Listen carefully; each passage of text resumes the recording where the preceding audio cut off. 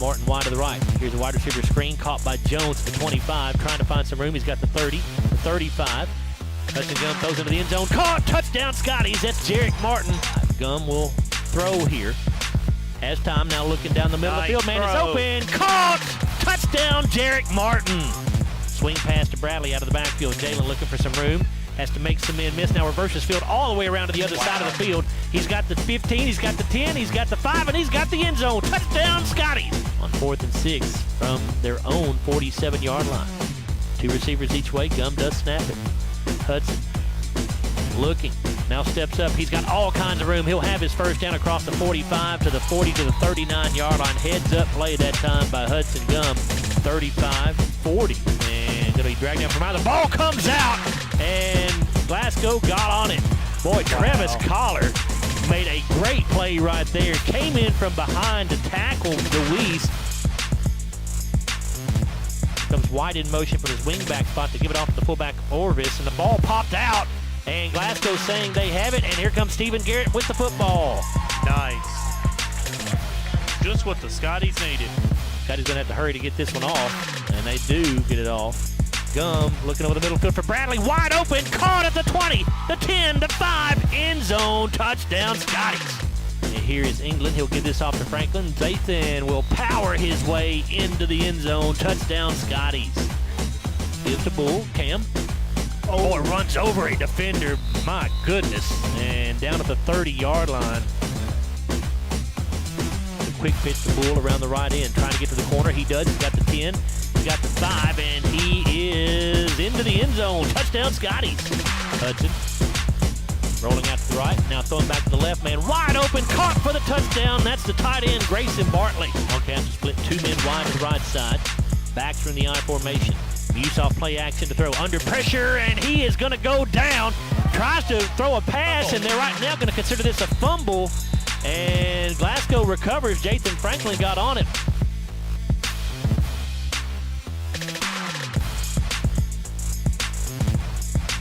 So the final score in this one will be Glasgow 57, Edmonson County 0. So the Scotties will finish the district portion of the schedule at 5-0. And they will remain undefeated overall on the season as well, going to 9-0 now.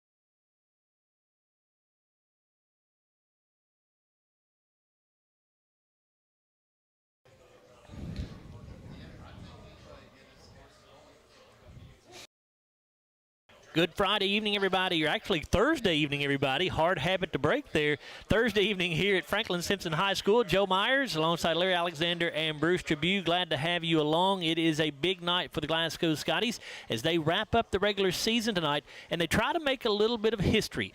Only 7 times in program history have the Scotties had an undefeated and untied season. With a win here tonight against Franklin-Simpson, they will accomplish that goal yet again for number 8. So the Scotties have that in their back pocket as motivation tonight. It's also an important game for the RPI, and we'll talk a little bit about that as we get into our Don Franklin Auto Countdown to Kickoff as well. The Scotties come into this game at 9-0 on the year. They are ranked number 6 in the most recent Class 3A media poll. Scotties coming off a 57-0 shutout against Edmonson County in their final district game of the season last Friday night. Franklin-Simpson comes in here at 6-3. They defeated Allen County Scottsville in their last outing 42-7 in Scottsville. Franklin not in the top 10 of Class 4A, but they are getting votes, which would place them at number 14 in Class 4A. Last time these two teams met, Franklin-Simpson won 35-21 right back here at Franklin-Simpson High School. That was back on October 4th of last season, which was a district game at that time, but no longer a district game, just a regular season game here tonight with no district implications. We'll come back in a moment on the Don Franklin Auto Countdown to Kickoff show. We'll sit down with Glasgow head coach Jackson Arnett, talk about this one tonight, and a little bit about the chance to get that 8th winning or 8th season where we are undefeated and untied as well. We'll come back with that conversation after this. You're listening to Glasgow Football here on WCLU Blue 103.1 FM and 1490 AM. At Don Franklin, we're about more than just selling cars. We're about families, generations of them. Founded by my parents in 1968, we've been here growing alongside you. From the first family car to the newest model for the next generation, our values of trust, care, and commitment are in every handshake, every deal. With over 5,000 vehicles to choose from, check them all out at donfranklinauto.com. Don Franklin, driven by family. Score big this season with a Glasgow EPB fiber internet. Looking to upgrade your connection? Then add whole home Wi-Fi for only $5 a month, with 24/7 Glasgow EPB service support included absolutely free. Don't fumble your home's internet connection. Make the big play and switch to the winning team at the Glasgow EPB. Sign up for service today at glasgowepb.com/fiber. Hardee's Original Bag is back, now with even more full-size sandwiches to choose from. The new spicy chicken sandwich, hot ham and cheese, hand-breaded chicken tender wrap, or charbroiled double cheeseburger. Mix and match any two, with fries and a drink, just $6.99. It's been an amazing 33 years. I've been blessed to have someone by my side that I can count on no matter what. Like 3 years ago when I had that car accident, you really came through for me. So I just want to say thank you, Alan, for being my Farm Bureau insurance agent. Kentucky Farm Bureau, big on commitment. Oh, he's been great too. Right now, when you download the Hardee's app and join My Rewards, say good morning to 20% off any breakfast order of $10 or more. Wake up to the fluffy omelet biscuit or a home-style loaded burrito and save. That's goodness in Hardee's country. At Kuzma Family Dentistry, we specialize in changing smiles and changing lives.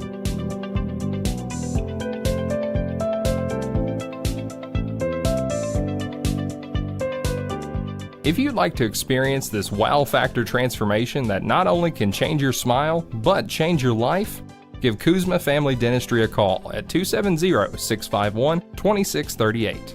Located at 501 West Main Street in Glasgow. And it all comes down to this moment. There's only one roll left. Let's see what happens. And Michael wins the face-off. He used the old misdirection trick. Well, now that he's eating the roll, let's wait for his reaction. It's good! Do you want a free lunch for 2 at Colton's? Listen to WHHT between 11 a.m. and 3 p.m. during the week for a chance to win. Welcome back to the Don Franklin Auto Countdown to Kickoff Show. I am Joe Myers, and now joined by Glasgow head coach Jackson Arnett to discuss a little bit about tonight's ball game with the Franklin-Simpson Wildcats. Scotty's going for what we believe would be the 8th undefeated and untied season in program history if the Scotties could get a victory tonight to put them at 10-0. But Jackson, obviously this game was originally scheduled to be played at Hank Roy Stadium at Glasgow High School. It was moved. I think Monday we got the news that it was moved. Tell me the reason behind that and kind of what that thought process was. Well, when you play on grass, especially with our Bermuda, it dies. And, in the middle of the year, it's not really a big deal because if you cut it up real bad and it's soupy and sloppy, it'll grow back. With us having, hopefully, a couple playoff games at home, it would have completely destroyed it. And the grass wouldn't have grown back. It's already starting to die out there. So, it was just one of those deals where we thought, we'll see, and they agreed to it. So, I'll always take a chance to play on turf. So, it's just one of those things where we just got to pivot and move on, and we don't mind playing on the road. Our guys kind of like it, and so do I. So, it's just one of those deals. We'll move senior night to the first round of the playoffs, so we'll have that, and then, so just adjust and move on. And with the speed that you guys have, you feel like maybe being on a turf field like that, something that's not wet, sloppy, mushy, maybe helps you out even more there? I think it does. Obviously it'll help them too because they got some speed too, but I feel, and we weren't opposed to playing in a muddy game. It's not, we've done that all year. So, playing on grass, you're going to play in some mud games. So, Hart County, the field was pretty sloppy, so it's not anything out of the abnormal. But when you think about it, middle of the year, you think, well, the grass is going to grow back, and it's not going to grow back anymore. So, it'll be brown here in a week or two. So that was kind of the thought, and we'll just, and like I said, our kids are excited. It's a nice place up there, and it's turf, so we'll always play on turf if we can. With this game being played on a Thursday, Jackson, of course, it was moved several weeks ago off of Halloween to Thursday. Has that affected your preparation at all for this ball game?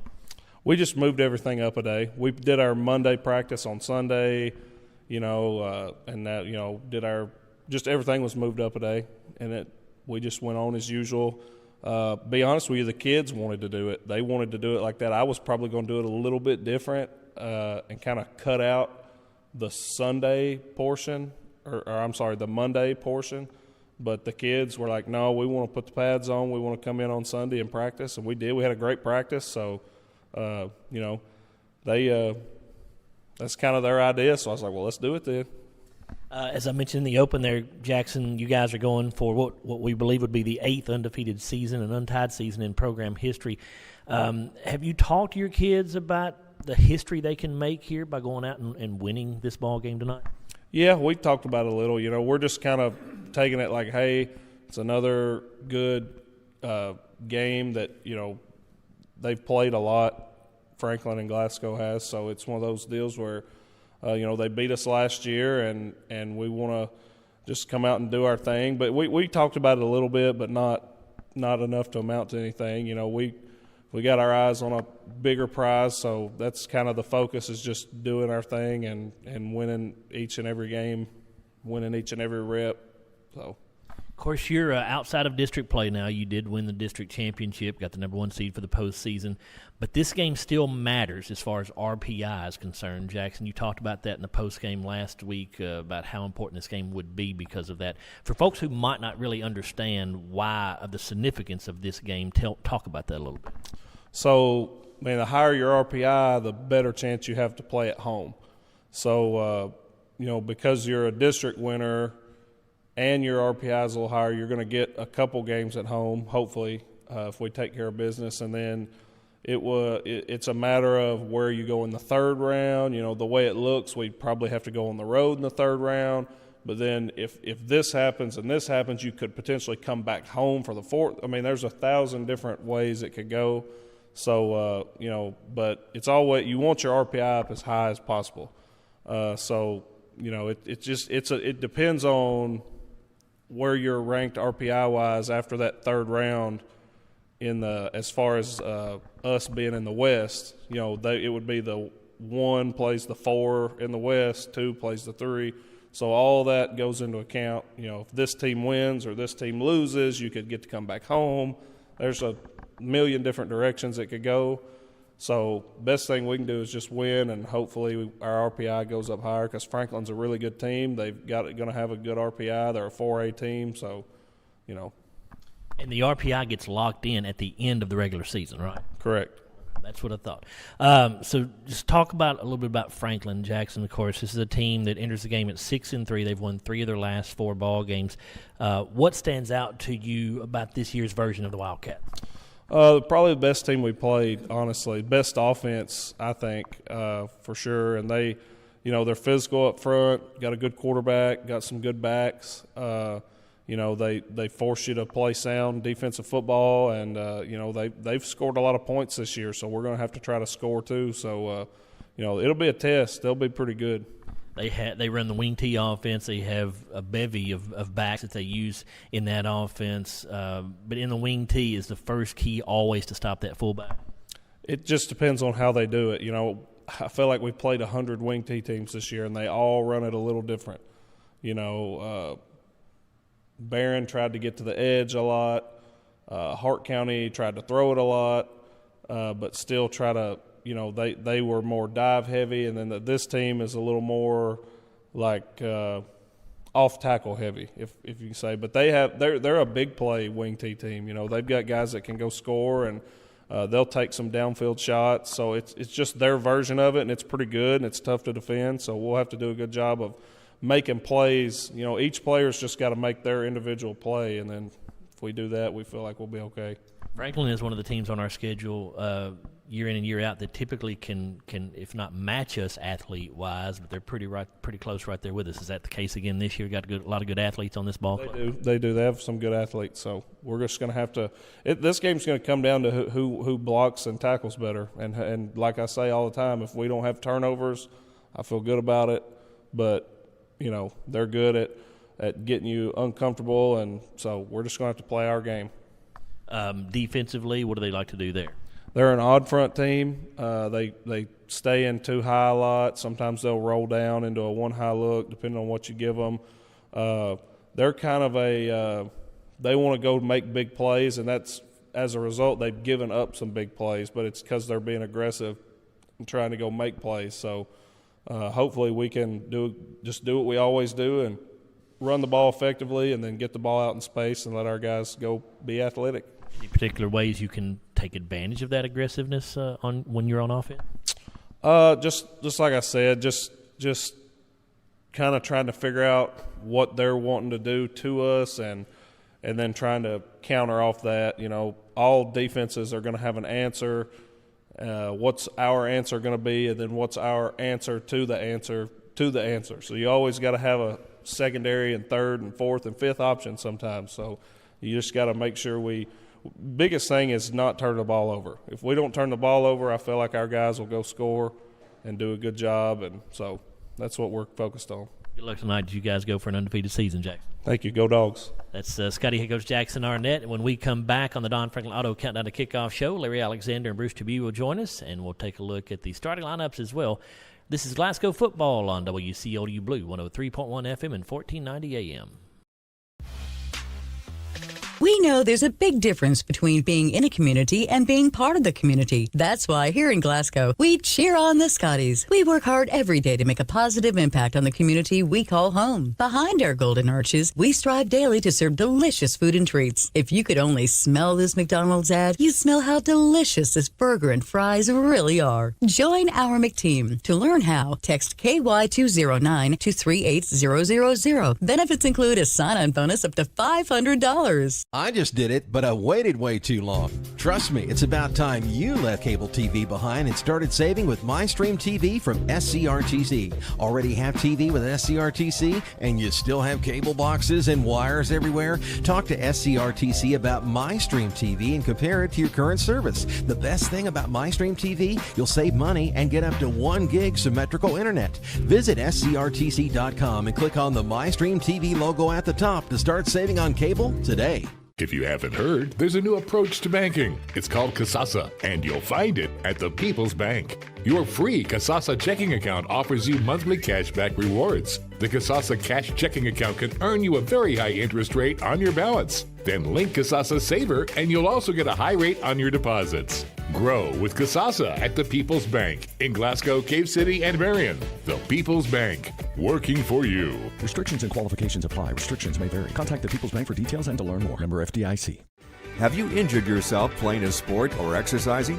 Sports medicine experts at TJ Regional Health are trained to get you back on the road to recovery, whether you're dealing with sprains, fractures, knee and shoulder injuries, or other common injuries. Our goal is to prevent illness and injury in active individuals of all ages and help prevent future problems to maximize your performance. Find out more at tjregionalhealth.org/rehab.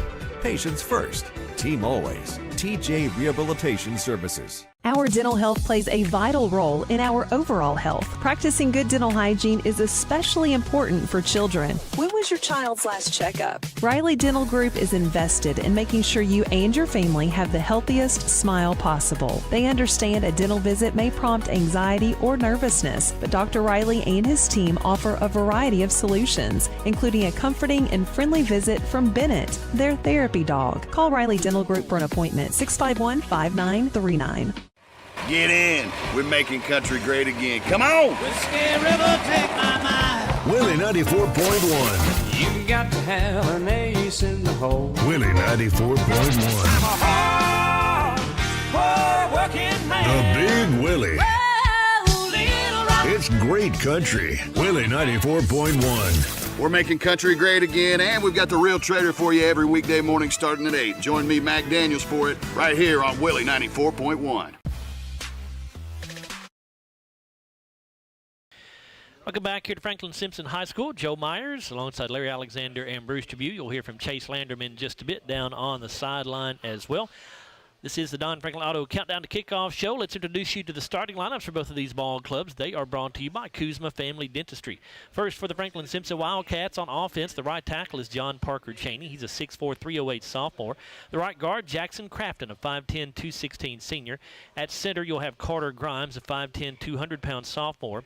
The left guard is Jacob Spears, a 5'11", 222 junior. The left tackle, Donovan Dudley, a 6'2", 290 sophomore. The tight end, Caden Bennett, 6'1", 200 pounds and a senior. The wide receivers are Brody Perry, a 6'2", 170 junior. He's actually the only wide receiver, I should say. The wing backs are Xavier Hampton, a 6', 158 junior, as well as Jerryon Williams. He is 5'7", senior. The fullback is Aiden Jones, a 5'8", 195 junior, and the quarterback, Brady Delk. He's a 5'11", 170 senior. Defensively for the Wildcats, the tackles are Jackson Crafton and Aiden Jones. Defensive ends are Jamarius Franklin, a 6'3", 180 senior, and Patrick Moss, a 5'10", 220 senior. Linebackers are Caden Bennett, Kaysen Himshoot, a 6'1", 190 junior, and Gene Velasco, a 5'11", 220 sophomore. The cornerbacks are Xavier Hampton and also Jerryon Williams. At safety is Brady Delk and also Skylar Rickman at safety. He's a 6', 140 junior. Head coach for Franklin-Simpson is Max Cheney, He's in his 6th season with a career record of 36-28 here at Franklin-Simpson High School. Offensively for the Scotties, brought to you by Kuzma Family Dentistry. The left tackle is Jordan Huffman, a 6', 265 junior. At left guard is Kievan Massey, a 6'1", 240 senior. At center, Trent DeTalent, a 5'11", 260 sophomore. Right guard is Javion Twyman, a 5'10", 225 senior. Right tackle, Eli Tyree, a 6', 230 sophomore. The wide receivers are Cabron Jones, a 5'6", 135 sophomore. Jalen Bradley, a 5'10", 145 junior. Jarek Martin, a 6'5", 185 senior. And Jeremiah Moore, a 5'9", 165 senior. Running back is Cam Bull, a 6', 165 senior. And at quarterback, Hudson Gum. He's a 6'1", 175 senior. Defensively for the Scotties, at nose guard, it'll be Manny Soto, a 6'2", 305 sophomore. The defensive tackle is Jordan Huppin. The defensive ends are Kievan Massey and Jathan Franklin. Franklin's a 5'9", 205 sophomore. Linebackers Jeremiah Moore and Stephen Garrett. Stephen's a 5'8", 165 senior, as well as Trey Smith, a 5'10", 170 senior. And Grayson Bartley, the fourth linebacker, is 6'2", 165 senior. The cornerbacks are Jalen Bradley and Jarek Martin. Free safety is Landon Martin. He's a 5'8", 160 senior. Head coach for Glasgow is Jackson Arnett in his first season with the Scotties with a record of 9-0. Assistant coaches are Cameron Garman, Kevin Estes, Randall Parmley, Stephen Buford, Tyler Hughes, Jack Herron, Josh Harlan, Connor Cassidy, and Gavin Bird. Those are your starting lineups, brought to you by Kuzma Family Dentistry. Let's go ahead and take another time out here on the Don Franklin Auto Countdown to Kickoff show. We'll come back and have Larry and Bruce with us as well. You're listening to Glasgow Football on WCLU Blue, 103.1 FM and 1490 AM.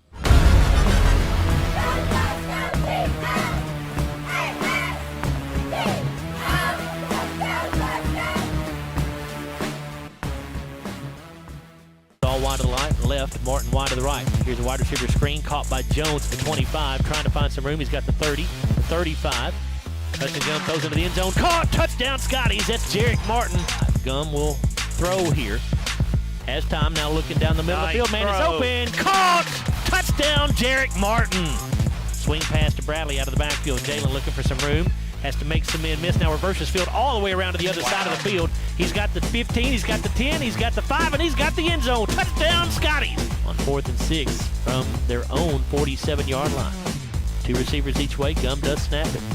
Hudson looking, now steps up. He's got all kinds of room. He'll have his first down across the 45 to the 40 to the 39-yard line. Heads up play that time by Hudson Gum. 35, 40, and going to be dragged down from out. The ball comes out, and Glasgow got on it. Boy, Travis Collar made a great play right there. Came in from behind to tackle DeWeese. Comes wide in motion from his wingback spot to give it off to the fullback Orvis, and the ball popped out, and Glasgow saying they have it, and here comes Stephen Garrett with the football. Nice. Just what the Scotties needed. Scotties going to have to hurry to get this one off, and they do get it off. Gum looking over the middle field for Bradley, wide open, caught at the 20, the 10, the 5, end zone, touchdown Scotties. And here is England. He'll give this off to Franklin. Zathan will power his way into the end zone. Touchdown, Scotties. Gives to Bull. Cam. Oh, it runs over a defender. My goodness. And down at the 30-yard line. The quick pitch to Bull around the right end. Trying to get to the corner. He does. He's got the 10. He's got the 5. And he is into the end zone. Touchdown, Scotties. Hudson. Rolling out to the right, now throwing back to the left, man wide open, caught for the touchdown. That's the tight end, Grayson Bartley. Wildcats split two men wide to the right side. Backs from the I formation. Muse off play action to throw under pressure, and he is going to go down. Tries to throw a pass, and they're right now going to consider this a fumble. And Glasgow recovers. Jathan Franklin got on it.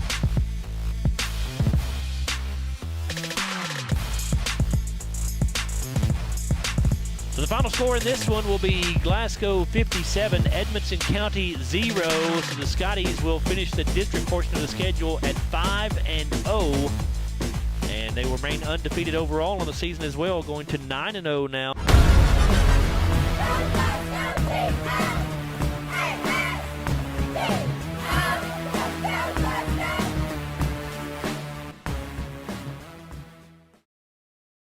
Joe Myers, Larry Alexander, Bruce Trevue back here with you at Franklin-Simpson High School. Chase Landrum will be down on the field just a moment for the coin toss for us. Larry, the Scotties trying to make history here tonight with a win. They would complete only the 8th unbeaten and untied regular season in program history. That goes back 107 seasons. The other years the Scotties went undefeated and untied were 1928, 1929, 1942. Then you had 3 in a row in 84, 85, and 86. And then 2011 is the last time it happened. They went undefeated in 25, but they were tied in 25. They had a 6-0-1 record in 1925. So to go undefeated would be quite the feather in this team's cap, Larry. Yes, it would. You know, go undefeated in a regular season is something that doesn't happen very often, like 8 times in 107 years, and we can do it for the 9th time here. So it would be a big feather in the cap. Plus, we need to beat these guys one time. Yeah. You know, we've got a losing record against them. We don't have a losing record against a lot of schools, but we, you know, a few. And Franklin's one of them. I know they've been a thorn in our side for a long time. Of course, this game was originally scheduled to be played at Glasgow High School, but we got the word on Monday that it had been moved to Franklin. Franklin-Simpson, of course, has a turf field. As everybody knows, Glasgow has a natural grass surface, and with the extremely wet field conditions, all the rain we had this week, Scotty coaching staff just felt like it would probably be better to not play on that field because you've got 2 home playoff games coming up here in the next couple of weeks. Didn't want to tear it up. You heard Coach Arnett talking about in the pregame how at this time of year that Bermuda is already dying, if not already dead. It won't grow back once it's gone. So that was kind of their thought process. But at the same time, you know, Bruce, the Scotties are a fast team. They got a lot of speed, and when they're playing on turf, they are faster. That's the way everybody is. Of course, Franklin will be too. So we'll see how much of an advantage it is for the Scotties here tonight to play on this turf field. Yeah, I made that comment several years ago. I think one of the first turf fields we played on. I went out and was walking on it, and it seemed like I was even walking faster. So I mean, it is, but they have speed also. So. No doubt. So we are about ready to go down to the field here with Chase Landrum, who has going to have the coin toss for us. Let me get his microphone plugged up here. Let's see what's going on down there. I heard Glasgow, you guys are the visitors. And our microphone's been giving us a little trouble tonight. Football players head. There we go. What's your call? Heads is the call.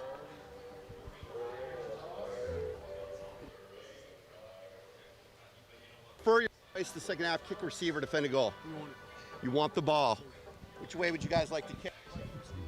As of course, Joe, Scotties win the toss. I think for the 9th time out of 10 times this year, they're going to receive. And for the 9th time out of 9 times, they're going to receive the football. There is no doubt about what's going to happen when the Scotties win the coin toss. Thank you very much, Chase. Appreciate that. You'll hear from Chase more as the evening goes along down there on the sideline. And Larry, these Scotties, I know you weren't there last week, but Hudson Gum last week, 12 out of 15, 185 yards. He threw 5 touchdown passes, did not throw any interceptions, also had 47 yards rushing. Hudson, his growth at the quarterback spot over the course of this year, to me, is a huge reason why the Scotties are 9-0 and in the position they are right now. It's been very good to see. It started out in the Logan County in the scrimmage game. You know, last year he didn't run hardly any, or he wasn't very effective at running the ball. And I saw that game, you know, where he threw the ball well. He also ran the ball real well, and he just developed and gotten better every game. Well, Larry, let's go ahead and take a look at some keys for a Glasgow victory here tonight. What do you got for us in that category? Well, hopefully we're going to play a clean game, and we'll have to against this team because they can put some points on the board. I think we're a plus 13 on turnovers, so that's really good. And we need to just play clean and don't have any turnovers. The penalties are the main thing. We have doubled our opponents in penalties. So we need a penalty yardage, I should say. So we need to clean that up. And we've had, I don't know how many touchdowns called back, 4 or 5 for holding and stuff like that, illegal blocks or whatever this year. So we need to clean that up. And defensively, we got to stop their running game. They have 5 kids that's rushed for 300 yards or more this year, the top man being over 900 yards. So we have to stop that run. And the series record between Glasgow and Franklin-Simpson, Larry? 46 meeting between these two schools, and Franklin leads the series 28-14 with 3 ties. First came in 1921. Franklin won that game 19-6 here at Franklin. The last one was at 224 last year, of course, and they won that one 35-21 here at Franklin. And, like I said earlier, they've been a thorn in our side a lot of times. We were undefeated till Franklin came to Glasgow. When you were in school? When I was a senior, and they beat us. That was the only game we lost all year. That until the playoffs, that is. Time to take a look at the Colton Steakhouse and Grill Game Day weather report. We actually saw sunshine as we got here to Franklin here today. It was the first time we've seen sunshine in about 4 or 5 days, so that was pretty nice. Clear skies here with 50 degrees, the current temperature. As we go throughout the night here, we expect by the time the game ends, we'll be somewhere around 47, 46 degrees. That is the Colton Steakhouse and Grill game day weather report. And time to get this thing underway. This first quarter brought to you by Campbell, Myers, and Rutledge. And Franklin gets the kick off as Brody McAllister puts the foot into it. Fielded at the 10-yard line by Bradley. He dropped it, picks it back up. Starts to the left, now comes back right, gets to the 20. Jukes a man there at the 25, the 30, the 35, and he's all the way out to about the 39-yard line before being taken down. Quite a return that time by Jalen Bradley. He dropped the ball initially, went back and picked it up, and then had to make a couple of men miss to get it out to the 39, but he did a nice run back there. He did. He took a jab step out to the left, and he came back right and got 2 or 3 guys off balance there, and then got up, got some good yardage out of it. Kellen Thompson is the man that made the tackle, 6'2", 175 senior. It's a 28-yard return there for Jalen Bradley. The Scotties will start 1st and 10 at their own 39-yard line. Hudson Gum in shotgun. He's got 3 backs there with him, and now they're all going to split to the left side. At least 2 of them do. And now it's a quarterback keeper around the left side for Hudson Gum trying to get to the corner. He does, and he will get positive yardage to the 42-yard line before he's been run out of bounds. Good job there by Hudson. Franklin had good penetration, but he was able to get around him and get to the corner and get positive yardage. He made something out of nothing right there. Franklin had it played very well, but he got to the corner and got a few yards out of it. Caden Bennett with the tackle. He's a senior, 6'1", 200 pounds. It's a pickup of 3 yards to the 42, where it'll be 2nd down and 7. Scotties, by the way, in all white uniforms tonight with Columbia blue numerals and letters with a royal blue helmet. The white Scotty paw on the side. Franklin-Simpson, all royal blue uniforms with white numerals and letters. The royal blue helmet with white numbers on each side. Here's a direct snap to Jalen Bradley. He'll come to the right side, trying to bounce it out, and he will not get there. Good job by the Franklin defense. They're going to stuff him back at the 39-yard line, so he'll go back to the original line of scrimmage on a loss of 3 right there. It'll be 3rd down and 10. And number 24, Xavier Hampton, is the man that made the tackle, his first. He's a 6', 158 junior. 3rd and long here for the Scotties as they try to avoid a 3 and out on their opening possession. 10:38 to go in this Campbell, Myers, and Rutledge first quarter. Gum in shotgun. He's got Bull to his right. Here comes Cabron Jones in motion. Going to fake it to him. Hudson Gum looking over the middle. Has a man wide open. Martin at the 30. Dropped it. Oh, my goodness. You couldn't be any more wide open than that. The ball was just a little bit underthrown, and he reached back and got it, had it in his hands, and then bobbled it. Yeah, it was not a perfect throw, but one that Jarek, I'm sure, would tell you he should have caught. Oh, he was wide open, nobody around him, and all he had to do is catch it and prance into the end zone. Well, Scotties will go 3 and out on their opening possession here. They'll punt it away 4th and 10 at their own 39-yard line. Campbell in to kick it away. It's a low kick. We'll take a big Glasgow roll, huge Glasgow roll. Going to roll all the way down inside the 20 to the 15 to the 14, and that's where it will be downed. That ball rolled a good 25 yards.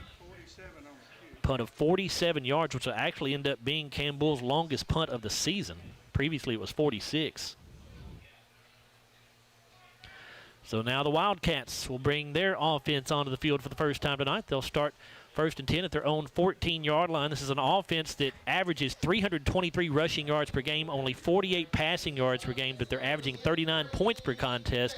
This offense has only completed 22 passes the entire season.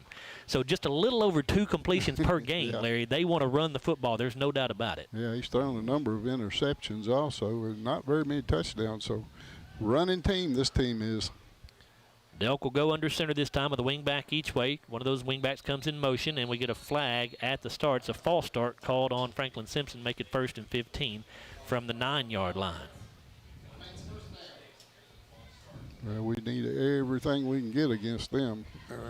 Penalties and turnovers and everything, because they're going to run the football and try to run it right down your throat.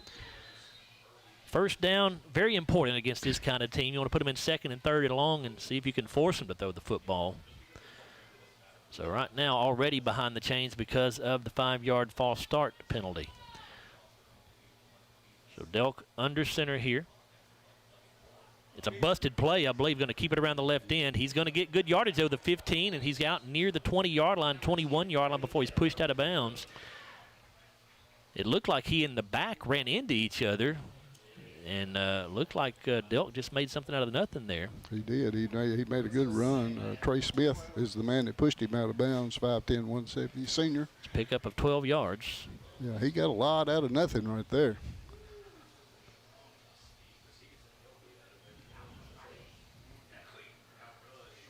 Franklin has it 2nd down 3 at their own 21. Wide out to the right side is Perry. Delk under center. Hampton and Williams in the backfield along with the fullback Jones. Definitely some confusion on the alignment here. Is now Hampton can't figure out where to go, and the Franklin's going to have to burn a timeout. So we'll take this timeout as well. 10:02 to go in the opening quarter. We are scoreless here at Franklin-Simpson High School. This is Glasgow football on WCLU Blue, 103.1 FM and 1490 AM.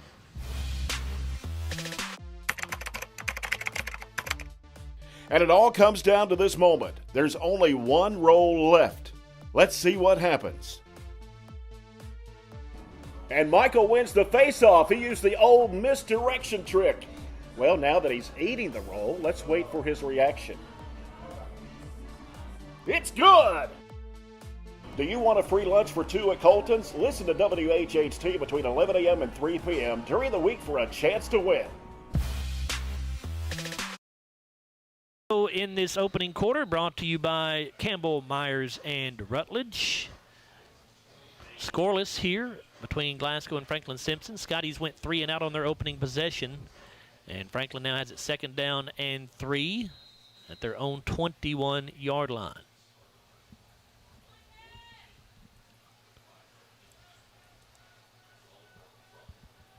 Hampton and Williams, an offset I formation to the left of the formation here. They give this off to Williams. He breaks the tackle. The line of scrimmage is across the 25 and out to the 27-yard line. That'll be a Franklin-Simpson 1st down. Looks like number 7 there, Jathan Franklin on that tackle. That's his first, 5'9", 205 sophomore. 9:45 left in the opening quarter.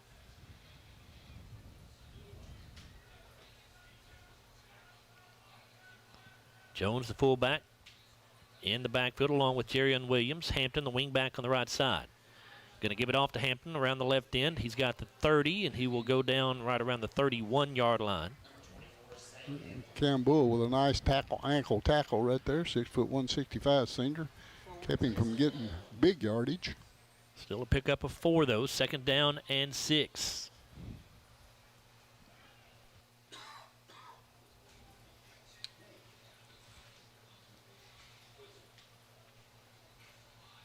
Franklin spending some time in the huddle here. They do take time, don't they? Yes, they and do. then they get to the line of scrimmage and they look to the sidelines like some similar to Glasgow. Delk under center. They put Williams in motion to give it off to the fullback Jones this time. The quick hitter up the middle is going to earn him another 1st down, it looks like, out to the 37-yard line. That was Campbell again on the tackle. That would be his 2nd of the night. Just a quick hitter right to, kind of a little fake pitch and then inside handoff there to the fullback. 4 plays and 4 different runners. 1st down and 10 for the Wildcats. Backs are split, wing back on the right side. They pitch it off, and now it's back to Delk. It's a flea flicker, and they've got a man wide open. It's caught at the 20, the 10, the 5, and down inside the 5 to the 2-yard line. That is Xavier Hampton making the catch. Yeah, Hampton got by Jarek Martin, and he had a good 5 to 7 yards in front of him, and he made the catch, and he had to make the tackle. So Jarek had to make the tackle at about, the 2 or 3 yard line. Yep. 60-yard gain there on the flea flicker. 1st and goal at the 3. Well, they don't throw it much, but they threw it effectively that time. They sure did.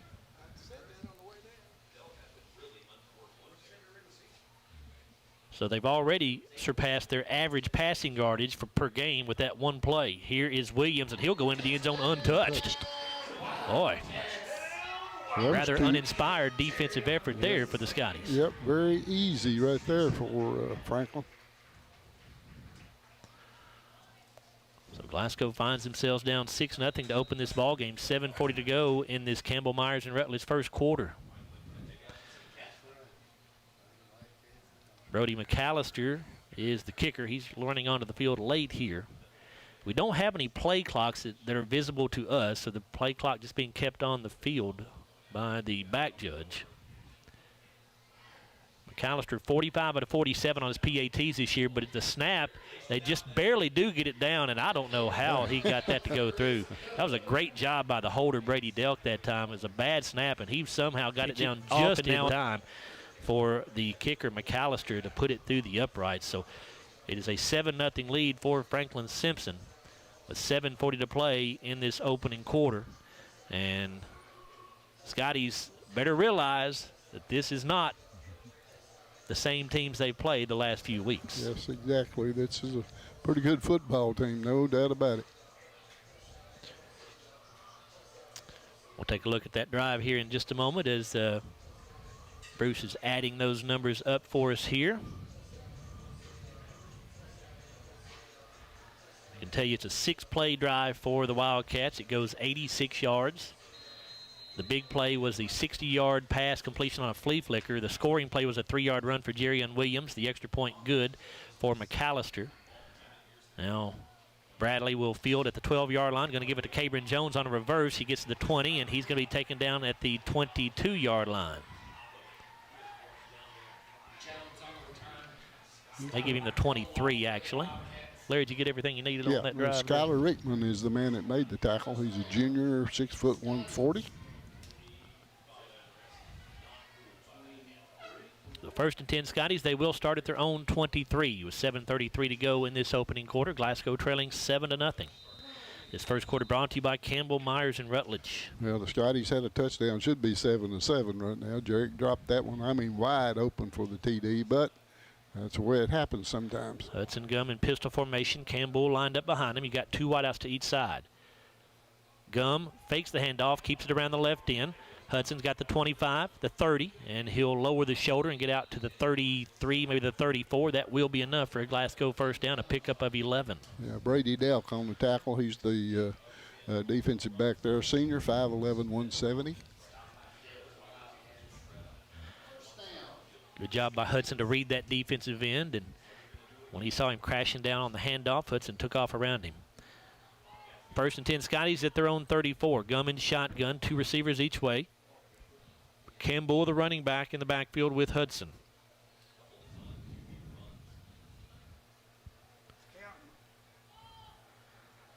Man comes in motion. That's Bradley. Give this off to Bull up the middle. Cam's got the 40. Runs over a man, still on his feet at the 45 and now to the 47-yard line.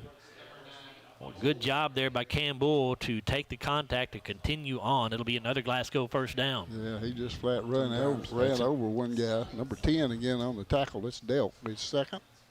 Well, they'll back him up to the 46, actually.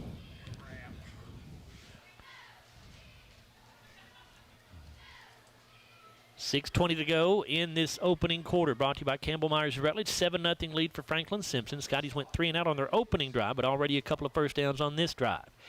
Trips to the near side, a single wide out to the left. Gum handles a low shotgun snap, now pitches at the last minute to Bull. He goes to the 50, the 45, and he'll have another first down out of bounds in Franklin territory around the 42-yard line. Yeah, just faked like he was Hudson faked like he was going to run around the left side and then stopped and just pitched it forward to Cam Bull. And number 5, I think, made the tackle. It's Cason Hemshot. That's his first. He's a junior, 6'1", 190. Pickup of 12 yards. Did you put that down as a pass, Bruce? Okay. It was close to being a forward pass. I wasn't sure. So Bruce, yes, it was. Bruce will say it is a forward pass. So Scotty's the Franklin 42. Gum in shotgun. He's got Bradley and Bull on either side of him. Now Bradley motions out of the backfield. Gum fakes the pitch. He's going to keep it himself. He's inside the 40, inside the 35, and down around the 34 or 33. Number 10 again on the tackle. That is Delp, his third tackle. That was a nice read there by Hudson Gum. He faked the pitch out and then just took it right off tackle. It's an 8-yard pickup there for Gum. 2nd down and 2 for the Scotties at the Franklin 34. Trips to the far side of the field, a single wide out to the near side. Gum has Bull in the backfield to his left.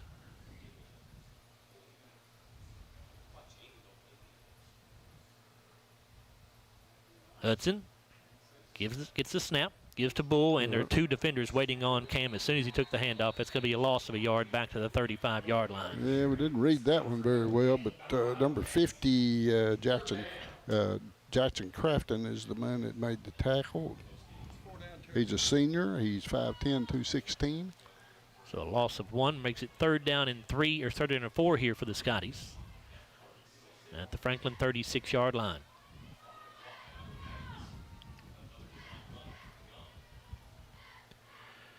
Empty backfield here. Hudson in shotgun. It's a keeper straight up the middle, and he got hammered. Oh, hammered. Ooh. It's going to be 4th down and 4. Did not gain anything. Scotties will go for it here. Aiden Jones is the man that made the tackle, number 30. He's a 5'8", 195 junior. But he just met him right in the hole, and he didn't have a chance. 3 receivers to the right, 1 to the left. Bull is the running back. 8th play of the drive coming up here on 4th down and 4. Here's the snap. Fakes the handoff. Hudson to throw. Looking for Martin, or it is incomplete. Knocked down that time. The ball was underthrown. If he led Jarek with that pass, probably 6. Another touchdown. But the defensive back got in there just barely in time. Xavier Hampton, I believe it was, who got in there to knock the ball away. Actually, maybe in Jerrion Williams, I think, who got a hand in there to knock it away. So it'll be 1st down and 10 for the Wildcats as the Scotties turn the ball over on downs at the Franklin 36. So a good drive by Glasgow, but it stalls out. And no points. Yeah, two running plays on 2nd and 3rd down. We didn't get anything out of it, so we're trying to go up the middle, and they're playing to run pretty well up the middle. We've been pretty successful on the corners. Franklin offense back out there. Delk going to pitch this ball to Williams, but a flag at the snap, and offsides called on the Scotties. Didn't see anybody jump, but somebody must have been lined up offsides. 5-yard penalty, moves it to the 41-yard line. Massey, maybe he was holding his hands on his head. It may have been him. I don't know. Yeah, that's who it was. The replay over here shows he was ahead offsides. Perry will split wide to the right side for Franklin-Simpson. Jones, the fullback. Williams and Hampton, the wingbacks. They give this off to Hampton around the right side. He's weaving his way through traffic. He's got the 45, the 40, and going to be slung out of bounds. And a flag goes down at the end of the play. He's out of bounds at the 37-yard line, and you may end up tacking some yardage onto this. It's either a horse collar tackle, face mask, or something of that nature. Because he just got him, it looked like he had him by the shoulder pads and just slung him out of bounds. But 22 on the carry. Referee thought it was something else. 22-yard pickup and a hold called on Franklin-Simpson, and a personal foul face mask called on Glasgow. So we're gonna go that back. is advantage Glasgow big time right big there. time. It's going to be the penalties will negate each other, offsetting penalties, and so it'll be 1st down and 5 again, back at the 41-yard line. Yeah. We've got 2 nice running backs. And McPherson's not even playing. McPherson's not playing. Yeah, and he's a good one, too. He's their 2nd leading rusher on the season. The Glasgow defense has been very good all year, but let's be honest, the district was not great this season. So this is the biggest challenge the Scotty defense has faced in several games. Here comes Williams in motion, and now the Scotties jump off sides again. That's going to be Jathan Franklin with a 5-yard penalty. Guys, They can't give them free yardage. That's 2 offside penalties on this drive alone. It'll be 1st and 10 now from the 46-yard line of Franklin. Those are the penalties that just, you bang your head against the wall on. That's, unnecessary. 2:55 to go in this Campbell Myers Rutledge first quarter. Delk will hand this ball off, and the running back slips here. As Javion Williams tried to make a cut, and he lost yardage as his foot went out from underneath him at the 43-yard line. So it'll be a loss of 3 yards. 2nd down, 13 coming up. Yeah, turf may be a little slippery tonight. Could be. So, 2nd and long here. Let's see if the Scotties can take advantage of this situation.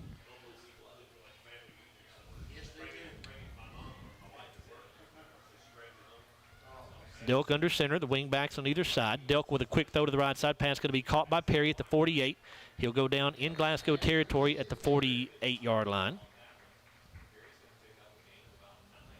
I think it was Cam Bull on the tackle again. That would be number 3 for him. Well, make it the 47.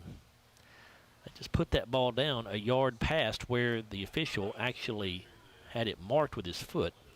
So 3rd down and 3 coming up. Big play for the Scotty defense right here. They need to stop them. Could be 4 down territory for them, though, the way they run the football. Williams and Hampton, the wing backs. Jones, the fullback. Quarterback sneak right up the middle. And he's going to go down after a gain of 1 at the 46-yard line. So it'll be 4th down and 2 here for the Wildcats.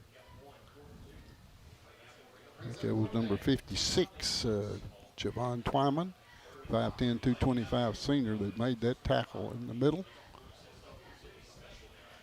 1:08 to go in the opening quarter here. This quarter brought to you by Campbell Myers and Rutledge. 7-0 lead for Franklin-Simpson. They're keeping the offense on the field. They may try to draw us off sides again. They've already had 2 this series. Delk under center. Backs are split in the backfield. Comes a man in motion. That's Hampton coming in motion. Now Delk raises up, looks at the sideline. And now a timeout will be called.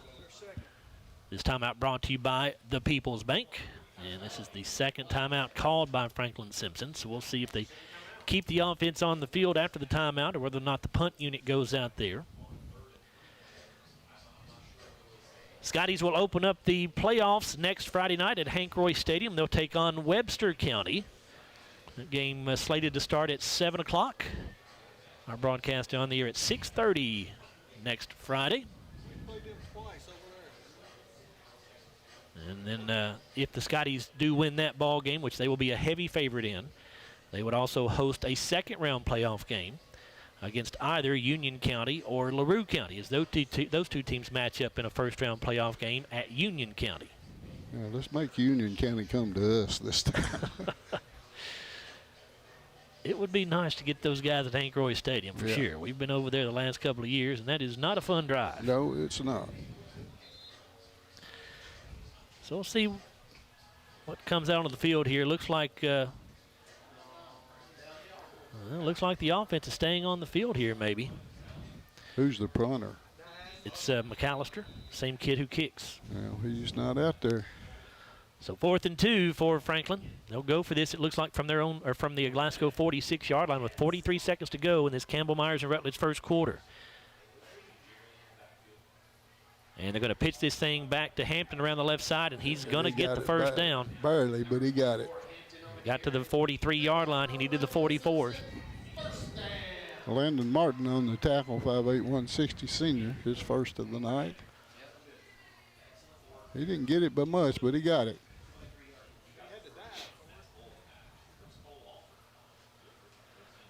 So 1st down and 10 for the Wildcats. Their drive stays alive. They're now at the Glasgow 43. They already lead 7-0, and they probably may not have to run another play here in this first quarter, but it looks like they're going to. 13 seconds to go. Not sure how much time is on the play clock.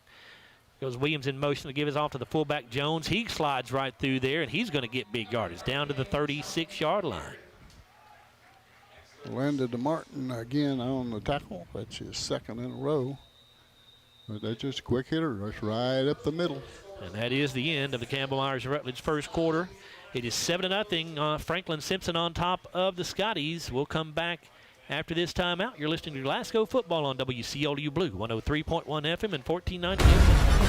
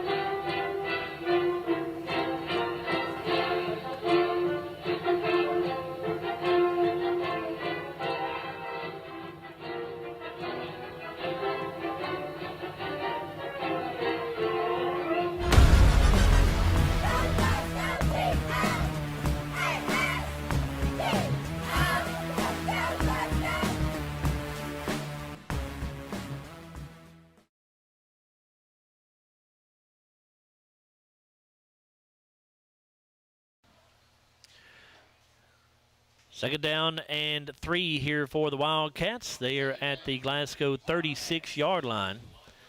7-0 lead for Franklin as we get this second quarter underway. Delk under center, Jones the fullback.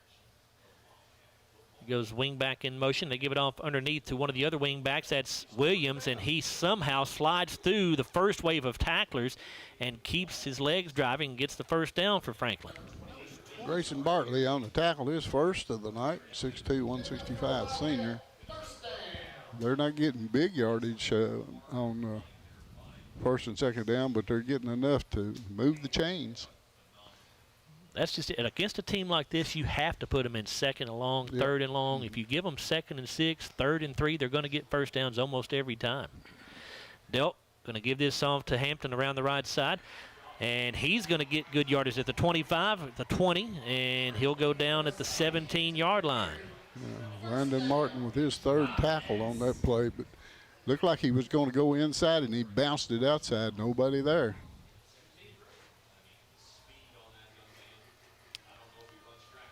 Scotty defense struggling with this offense from Franklin-Simpson. Wildcats threatening to go up 14-0 here early in the second quarter. They've got it first down and 10 at the Glasgow 17-yard line.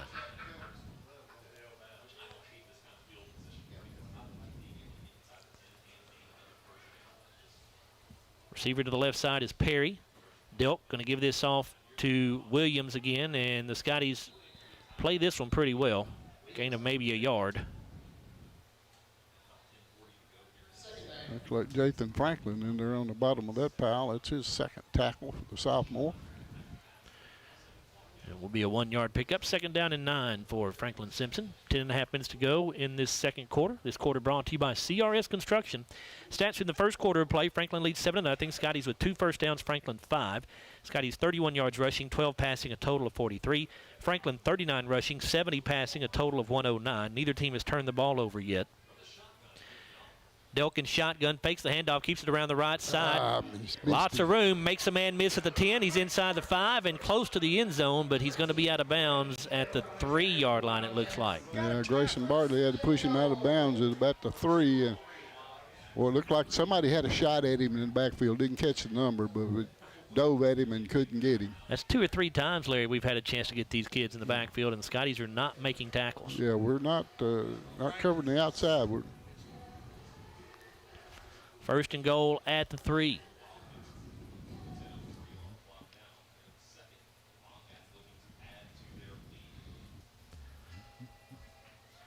Delk under center.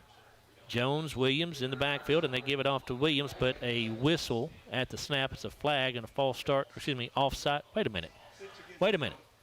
He just signaled. He pointed towards Franklin, and then the official. What are we doing here? We got to get this straight. One official said it was on Glasgow. One official said it was on Franklin. And now they're going to converse to try to figure this thing out. The guy who threw the flag said it was on Franklin. The referee pointed to Glasgow. The referee was incorrect. Yeah. We get the right call now. It's a false start called on Franklin-Simpson. So that'll back them up 5 yards to the 8-yard line.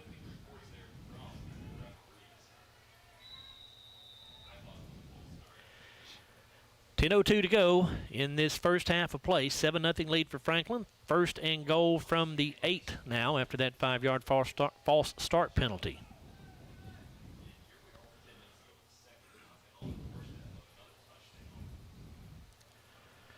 Delk under center. Jones, the fullback. Williams and Hampton to the right of the formation. Here's a fake by Delk. Keeps it around the right end. He's going to get to the 5-yard line and be run out of bounds right around there. Yeah, Jalen Bradley ran him out of bounds. First tackle for him.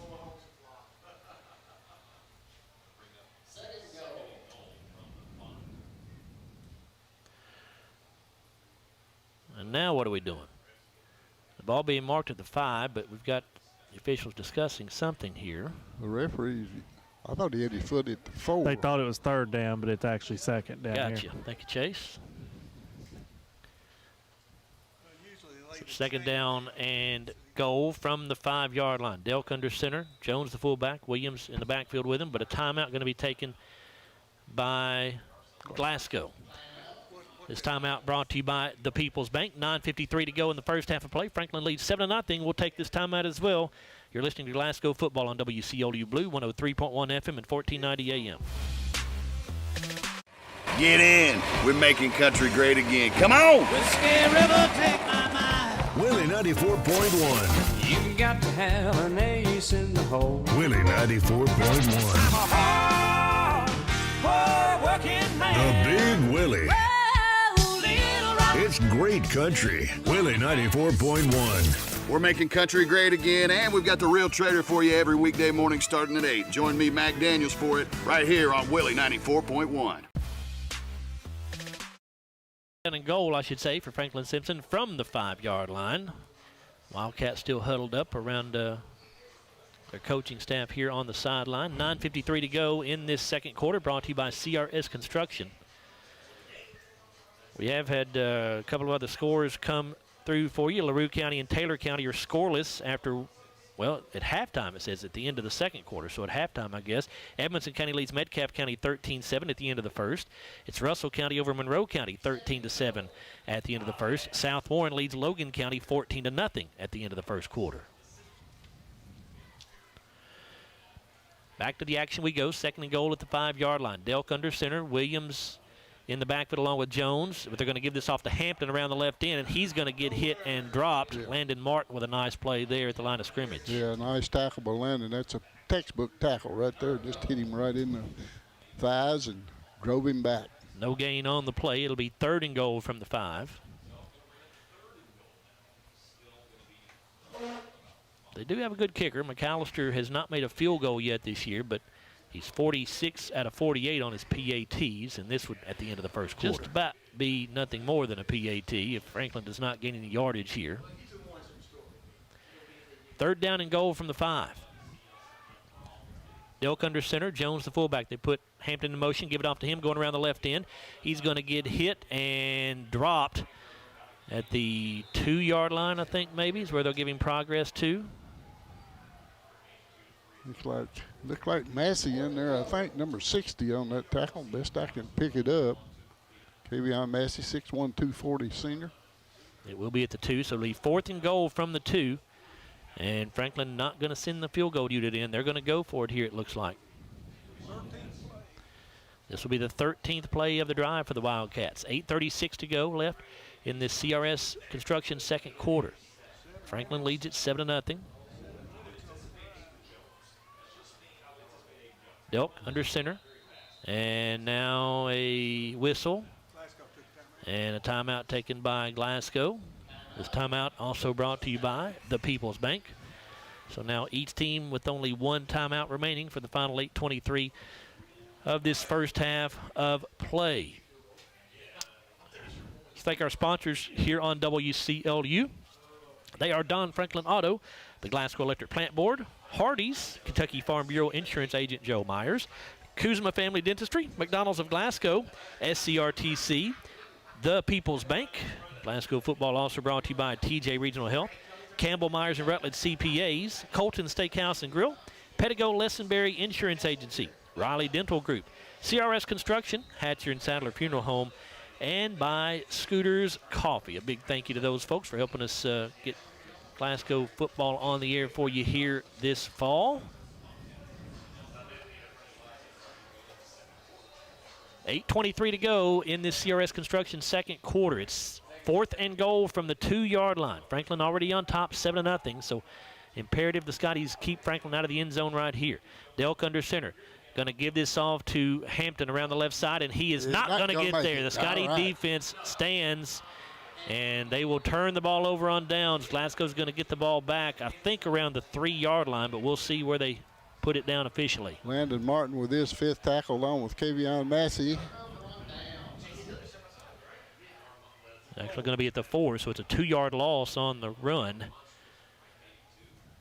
So the defense bent but did not break on that drive, and they get the ball back for the Scotty offense. 8:13 to go in the first half of play.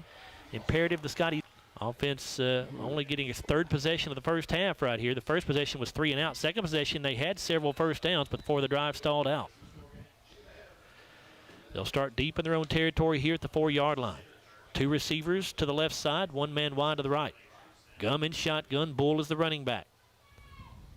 Low snap, Hudson going to pitch it off to Bull, and Cam slipped as he tried to cut. He's going to lose a yard or 2, it looks like.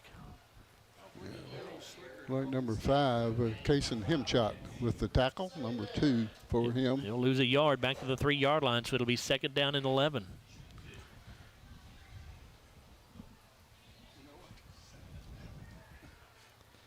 Gum in shotgun again, trips to the near side this time, a single wide out to the right. Cam Bull again is the running back.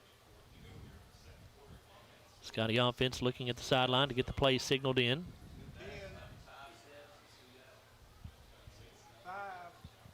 And Hudson off play action, looking to throw down the right sideline, looking for Martin. It's way underthrown and caught somehow by Jarek Martin. Oh, my goodness. What an adjustment to the football that time by Jarek Martin. He came back to it. I thought it was going to be intercepted. There were 2 Franklin defenders right there, but somehow Jarek got his body in front of those defenders and made the catch. He did. It looked like he went up way too early, but he got it on the – when he came down, he got it. He got the football.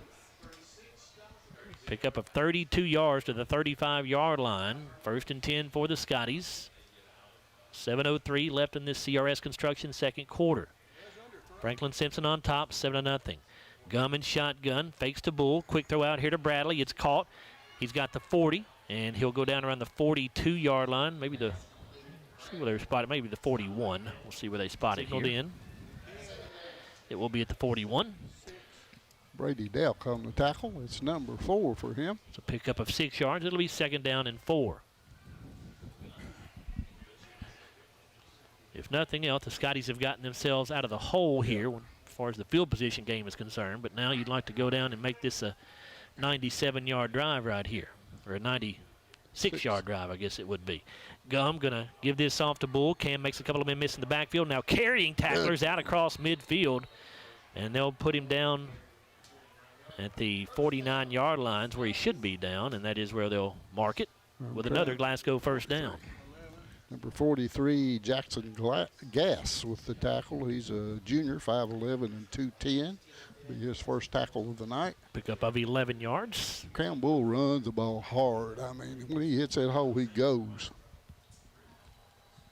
Hudson Gum with a quick throw to Bradley out on the right side. Spins away from a tackler at the 45. He's got the 40, and he'll have another first down around the 37-yard line, I think. Got 24 on that tackle. That'd be Hampton, Xavier Hampton, 2nd tackle for him. But it's the 36, actually. Pickup of 13 yards. It'll be 1st and 10 for the Scotties as the offense is quickly back onto the ball here. 5.5 minutes to go in this second quarter. 7-0 lead for Franklin. Gum and pistol with Bull in the backfield behind him. Here comes Bradley in motion. Give this off to Bull. He'll go up the middle with it. Cam has a nice hole. He's to the 31-yard line. Pickup of about 5.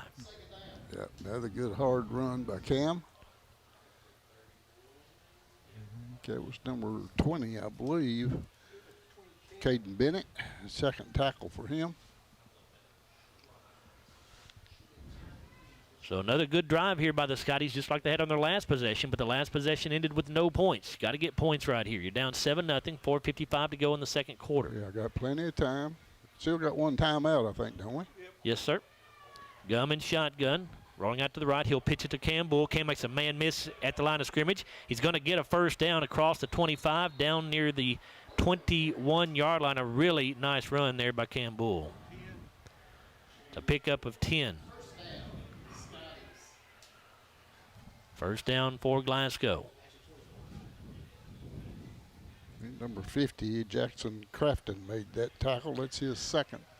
Really nice tempo on this drive here for the Scotties. Good flow for the offense. Gum and shotgun, and he draws Franklin-Simpson off sides here. That'll be a free 5 yards.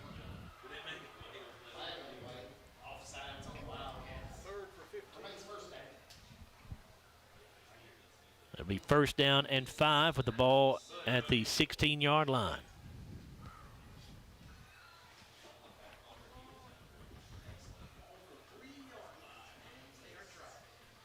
.4:10 left until halftime.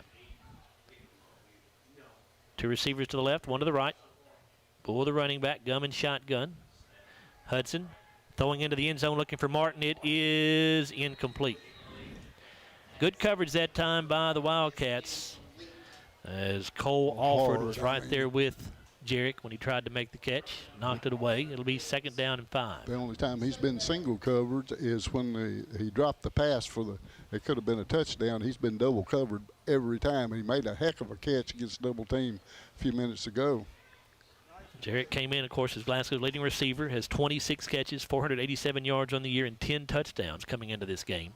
Second down and 5. Gum and pistol this time against Bradley in motion.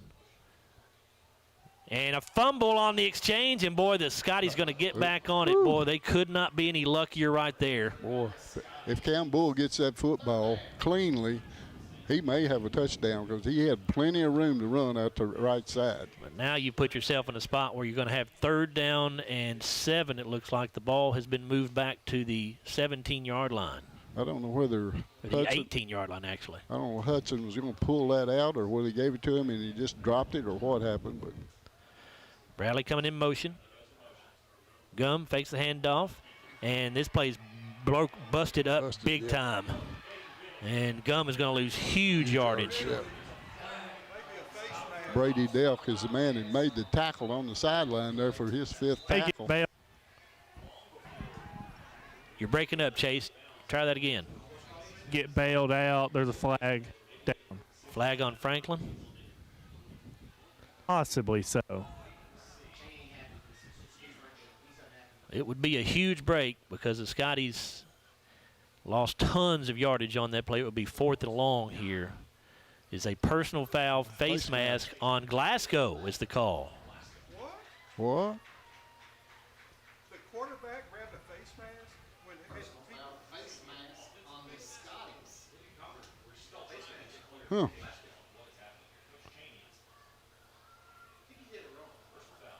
And the penalty will be declined. It's a smart move because the Scotties have lost yardage all the way back to the 27-yard line. Wow. Well, we got to go to what, to 11 to get a first down. Hudson. Got to get to the 11-yard line. You're at the 27 right now. So 4th and 16 here. Gum in shotgun, Bradley to his right. Hudson has time. Now flushed out of the pocket, rolling out to the right. And will not get it away. Got to throw that ball away. 43, I think, is the man that Jackson Gass had to tackle in a sack. So Scotties will turn the ball over on downs at the Franklin 32-yard line. Just like the previous drive, the Scotties get several first downs. Things are looking great. Then you have one bad play compounded by another, and it busts up your drive.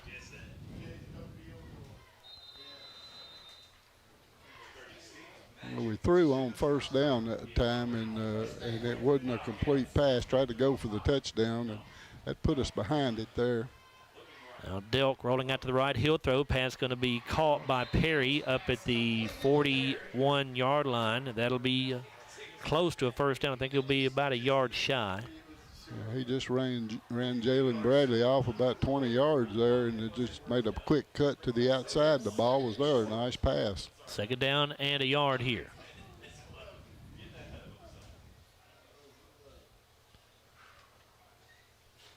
.256 to go in the first half of play. Franklin on top, 7-0. Delk under center. Keeps it after the fake to the fullback around the right side. Delk will get to the 45-yard line before he's driven out of bounds. It'll be a Franklin first down. Landon Martin again with a tackle. That's his 6th of the night.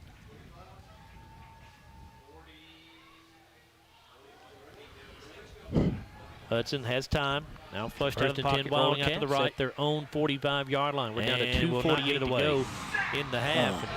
Here's the other problem. You got to throw Franklin that gets ball the ball away. back to start the third quarter. So you got to keep them out of the that, end zone right here. Well, we've had 2 good drives that we've blown and not scored on. Had one drop pass that was probably going to go for a touchdown. So 3 opportunities we've had to put points on the board and haven't. Delk under center. Off play action, wants to throw. Rolling out to the left. He's under pressure, being chased by Contreras.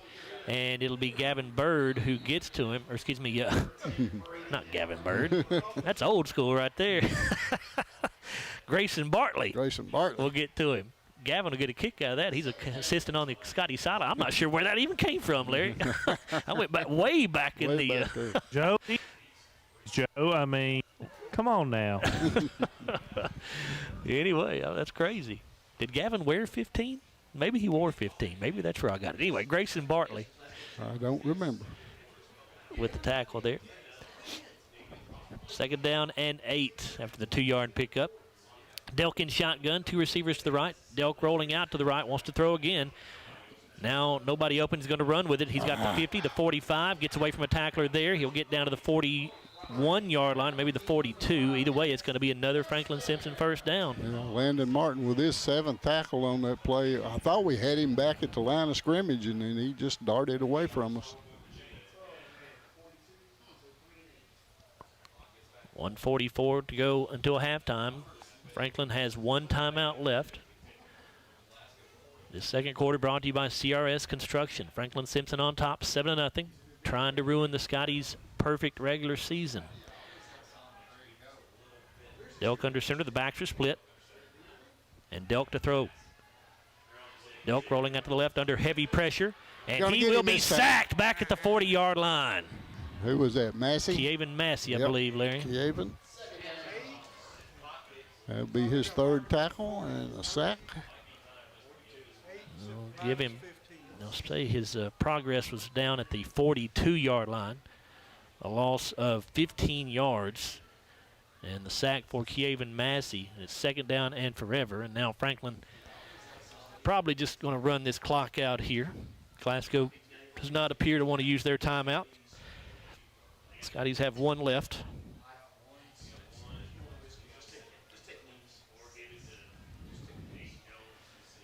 Delk under center. And now Franklin will burn a timeout. It's interesting. Let all that time run off the clock and then burn a timeout with 36 seconds to go. So we'll see if they decide to do something more than just run the clock out here. Larry, how are the Cats doing over there? They're not doing well. It's a 13-point disadvantage for them with 7 minutes to go. That's a sore subject over here as well, Joe. Yeah, isn't that amazing? Wildcats, and we're talking about the UK Wildcats, of course, not the Franklin-Simpson Wildcats, but could look so good. They looked so good last week against the #1 preseason team in the country, and now they're struggling to beat Georgetown. I'm going to be the one that makes up the excuses here. They're down 3 starters. From what I can see, whatever, Chase. Georgetown is hitting. Georgetown shooting a very good percentage. That obviously does matter, Chase. You're right. So second down and forever here for Wildcats. We'll see what they decide to do as Delk goes under center. 2nd and 26 to be exact. They do give it off to the fullback Jones, just straight up the gut. He'll cross the 45 to the 47 47 or 48-yard line. Kevion Massey again with the tackle. That's tackle number 4. Good night for Kevion up front. Franklin will not have to run another play unless they just want to. We can go to the locker rooms here at halftime, potentially. And I think that's what we're going to do. So we have reached the end of the CRS Construction second quarter. We go to halftime. We'll come back in a moment with the SCRTC halftime show. We'll take a look at the McDonald's stats. Bit of a struggle for the Scotties here in the first half as they are being shut out through the first 2 quarters. It's Franklin-Simpson 7, Glasgow nothing. You're listening to Glasgow football on WCLU Blue 103.1 FM and 1490 AM. At Don Franklin, we're about more than just selling cars. We're about families, generations of them. Founded by my parents in 1968, we've been here growing alongside you. From the first family car to the newest model for the next generation, our values of trust, care, and commitment are in every handshake, every deal. With over 5,000 vehicles to choose from, check them all out at DonFranklinAuto.com. Don Franklin, driven by family.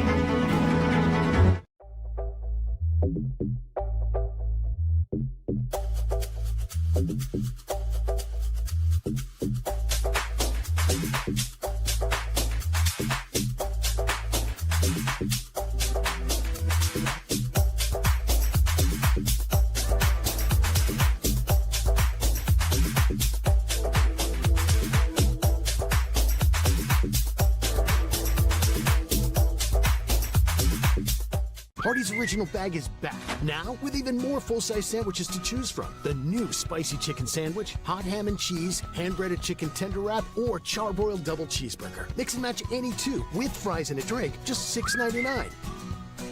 It's been an amazing 33 years. I've been blessed to have someone by my side that I can count on no matter what.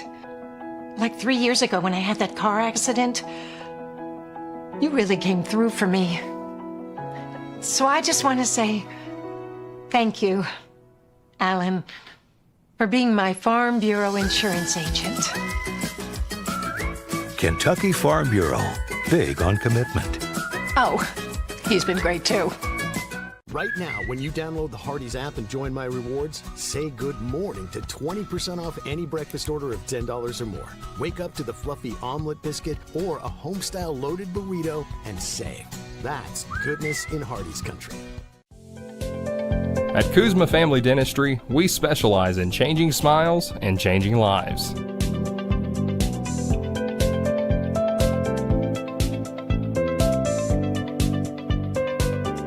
If you'd like to experience this wow factor transformation that not only can change your smile, but change your life, give Kuzma Family Dentistry a call at 270-651-2638. Located at 501 West Main Street in Glasgow. And it all comes down to this moment. There's only one roll left. Let's see what happens. And Michael wins the face-off. He used the old misdirection trick. Well, now that he's eating the roll, let's wait for his reaction. It's good! Do you want a free lunch for two at Colton's? Listen to WHHT between 11 a.m. and 3 p.m. during the week for a chance to win.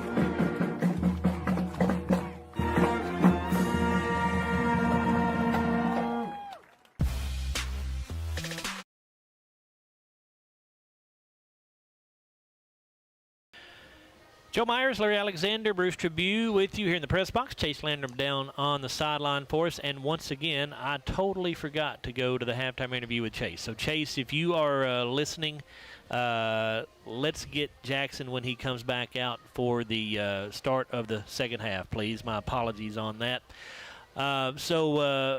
The Scotties trail 7-0 here to Franklin-Simpson at the break on the SCRTC halftime show. And, Larry, the Scotties only 102 yards of total offense here in the first half. They've given up 162 to Franklin. The most surprising part is 79 of that has come through the air for Franklin. Now, granted, 60 of it came on one play on a flea flicker, but this is a team that had come in only completing a little over 2 passes per game. They've already completed 3 here tonight. Matter of fact, Brady Delk is 3 out of 3 through the air for 79 yards. Yeah, that's what they do. You know, they lull you to sleep with that run, and then they'll apply a little trick play, which it worked. You know, the flea flicker is a nice play, and he was wide open, there's no doubt about it. Jarek Martin probably lucky to run him down and get him out of bounds, but eventually scored anyway. But you know, the Scotties have squandered 3 opportunities. 3 opportunities to score, and we haven't done it. Scotty's got to get it figured out here as we go into the third quarter. Again, Glasgow, with a win here tonight, would complete only the 8th undefeated and untied season in regular season in Glasgow football history, which runs back 107 years. So Scotty certainly would like to do that. But more importantly, this is a game that's important for the RPI potentially down the road, and what you get to that third round when matchups begin to be determined by the RPI. If the Scotties do not win here tonight, it's a very good possibility if they get to that third round of the playoffs, they would have to go to Cowell rather than Murray. And, Larry, you don't want that. No. We've been there once. We don't want to go again. All right, time to take a look at our halftime stats here on the SCRTC Halftime Show. These stats are brought to you by McDonald's of Glasgow. For that, we'll turn things over to Larry and Bruce. Larry? All right, Joe. Glasgow won the opening coin toss to open the football game. We took the ball, as we always do. But Franklin-Simpson's defense stymied us there early and made us punt the football with 10:10 to go in the first quarter. Franklin would take over on their own 14-yard line, as I said, with 10:10 to go in the first quarter. They went on a nice drive, and it was highlighted by the flea flicker. I think he said 70 yards for that play that 60. set them up. 60 yards. Yeah. 60 yards. Bruce says for the. Set up their touchdown. It was a 6-play, 86-yard drive. Took 3:10 off the clock. Jaron Williams went 3 yards for the touchdown. Brody McAllister kicked the extra point. It was 7-0 at that point in favor of Franklin. 7:40 to go in the first quarter. The Scotties got the football the next time down, and they would mount a pretty good drive. They would get it all the way down inside the 40-yard line and had some things to go wrong, and they couldn't complete a pass, and got stymied on some runs there. They had to turn it over on downs at 3:34 of the quarter. Franklin would get it back, and again, they would mount a great drive and got it down to the inside the 5-yard line, but the Scotties came up big for them.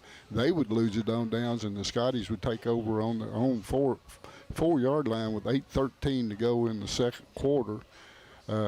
And the Scotties moved the football on down the field, got it again down inside the 40-yard line, and then had a pass play on first down, which was incomplete, and then they couldn't get anything going. I think we had a sack in there, too, that hurt us. And, again, we would lose it on downs, and Franklin would get the football back with 3 minutes to go in the half, and they could not do anything as we got a big sack on them to stop them, so time would run out, and here at halftime, it's 7-0 in favor of Franklin-Simpson, courtesy of that big flea flicker play, and that's the one that set them up for the big touchdown. Bruce? Thank you, Larry. Let's look at our SCRTC halftime show. Let's look at our McDonald's stats, our team stats here for the first half. As they told you, Franklin on top of Glasgow, 7-0. The Wildcats had 10 first downs. They rushed for 83, passed for 79 for a total of 162.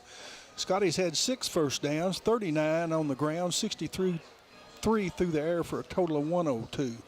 There were no turnovers in the first half. Glasgow did put it on the ground twice. Penalties, Franklin-Simpson was penalized 3 times for 15 yards, Glasgow 2 times for 10. The Wildcats ran 25 plays, consuming 12 minutes and 52 seconds. The Scotties had 22 offensive plays, using up 11 minutes and 8 seconds. Now for our South Central RTC halftime show, McDonald's individual stats. Leading rusher for the Wildcats was their quarterback, Brady Delk, with 31 yards on 8 carries along with 13. Xavier Hampton picked up 23 on 6 rushes. He had a long of 15. Jarian Williams had 5 rushes. Aiden Jones had 3 rushes for 18 yards. And Jarian Williams had 5 rushes for 11 yards in the lone touchdown. Delk was 3 of 3 passing for 79 yards. Hampton had 1 catch for 60 yards, and Brody Perry had 2 catches for 9 yards. Franklin did not punt in that first half. For the Scotties, leading rusher was Cam Bull with 36 yards on 6 carries. He had a long of 12. Hudson Gum was in a big positive to the last 2 plays down there late. He only had 6 yards on 7 rushes, and Jalen Bradley only carried it 1 time in the first half for a -3. Hudson was 4 of 6 passing for 63 total yards. His leading receiver was Jarek Martin with 32 yards on 1 catch. Jalen Bradley had 2 catches for 19 yards with a long of 13, and Cam Bull had 1 reception for 12 yards. Cam Bull punted 1 time so far tonight for 47 yards. So here at halftime on the road, it's Franklin-Simpson 7, Glasgow 0. This has been your SCRTC halftime show and your McDonald's stats. We'll return for the call the second half with Joe and Larry after this 3-minute timeout on WCLU Blue 103.1 FM 1490 AM. We know there's a big difference between being in a community and being part of the community. That's why here in Glasgow, we cheer on the Scotties. We work hard every day to make a positive impact on the community we call home. Behind our golden arches, we strive daily to serve delicious food and treats. If you could only smell this McDonald's ad, you'd smell how delicious this burger and fries really are. Join our McTeam. To learn how, text KY209 to 38000. Benefits include a sign-on bonus up to $500. Our dental health plays a vital role in our overall health. Practicing good dental hygiene is especially important for children. When was your child's last checkup? Riley Dental Group is invested in making sure you and your family have the healthiest smile possible. They understand a dental visit may prompt anxiety or nervousness, but Dr. Riley and his team offer a variety of solutions, including a comforting and friendly visit from Bennett, their therapy dog. Call Riley Dental Group for an appointment, 651-5939. SCRTC Connect is the ultimate Wi-Fi experience. Welcome home to reliable internet from SCRTC, your fiber optic provider.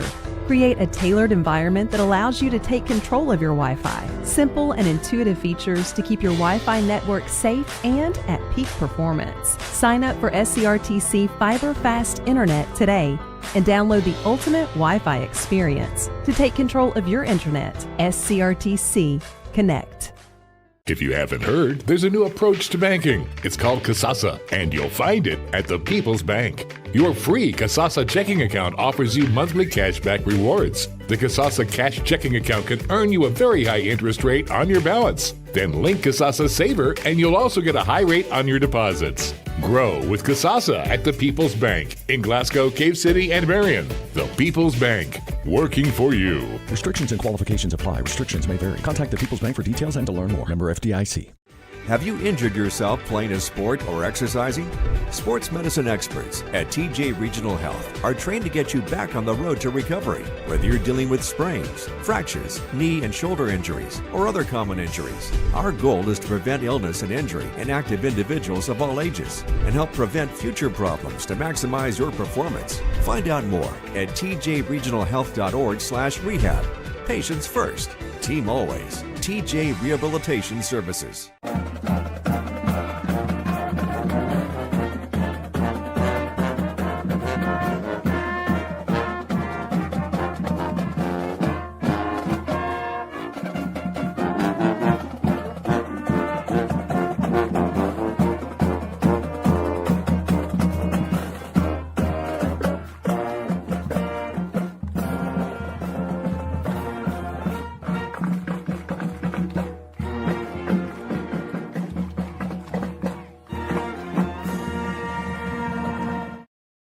Joe Myers, Larry Alexander, and Bruce to be with you here in the press box. Chase Landrum down on the sideline. And we're going to try to get Coach Jackson Arnett's thoughts here in just a moment before we get this second half underway. It's completely my fault. I totally forgot to go down to Chase there before halftime to get that interview. But while we wait on that, let's take a look at the week ahead in fall sports at Glasgow High School. Really very little to talk about at this point. The only season still going, except for varsity football, is the cross-country season. And that will end tomorrow. And congratulations to the Glasgow cross-country team as they have advanced to the state cross-country meet. And that will be held on Saturday in Lexington. So good luck to the cross-country team. That is pretty much it as far as the fall sports going on here this upcoming week. Now, as we told you earlier, the Scotties do know their first-round opponent in the playoffs here in football, and that will be Webster County. That game will be played next Friday night at Hank Roy Stadium. They're on the campus of Glasgow High School. Our pregame coverage begins at 6:30 with kickoff slated for 7 o'clock against Webster County. I cannot remember what their nickname is, Larry. Do you remember what the Webster County is? We've played them a couple of times, but it's been a long time. I can't remember what they are. I do not remember. I didn't mean to put you on the spot there. I just thought maybe you might, because I sure don't. But while we wait on Coach Jackson Arnett to have a word here with Chase, Scotty's maybe getting a little bit of a reality check here in the first half, Larry. We all know Glasgow's district was not very good this year. Yes. It was weak. The Scotties have not really played what I would consider a really good football team probably since the Monroe County game. That's been a long time ago. Yeah. So, Scotties, hopefully you're thinking maybe they just took a half to kind of get reacclimated.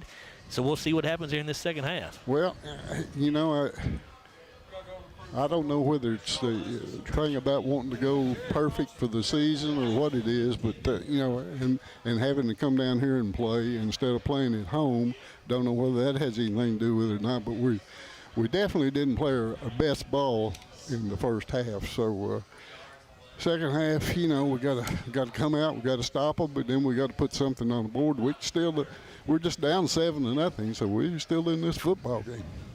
They are the Webster County Trojans. Larry, Bruce has pointed it out to us. And got a text also from Jonathan Talley, who's, of course, running the board for us, doing our production back at the studio. Appreciate that.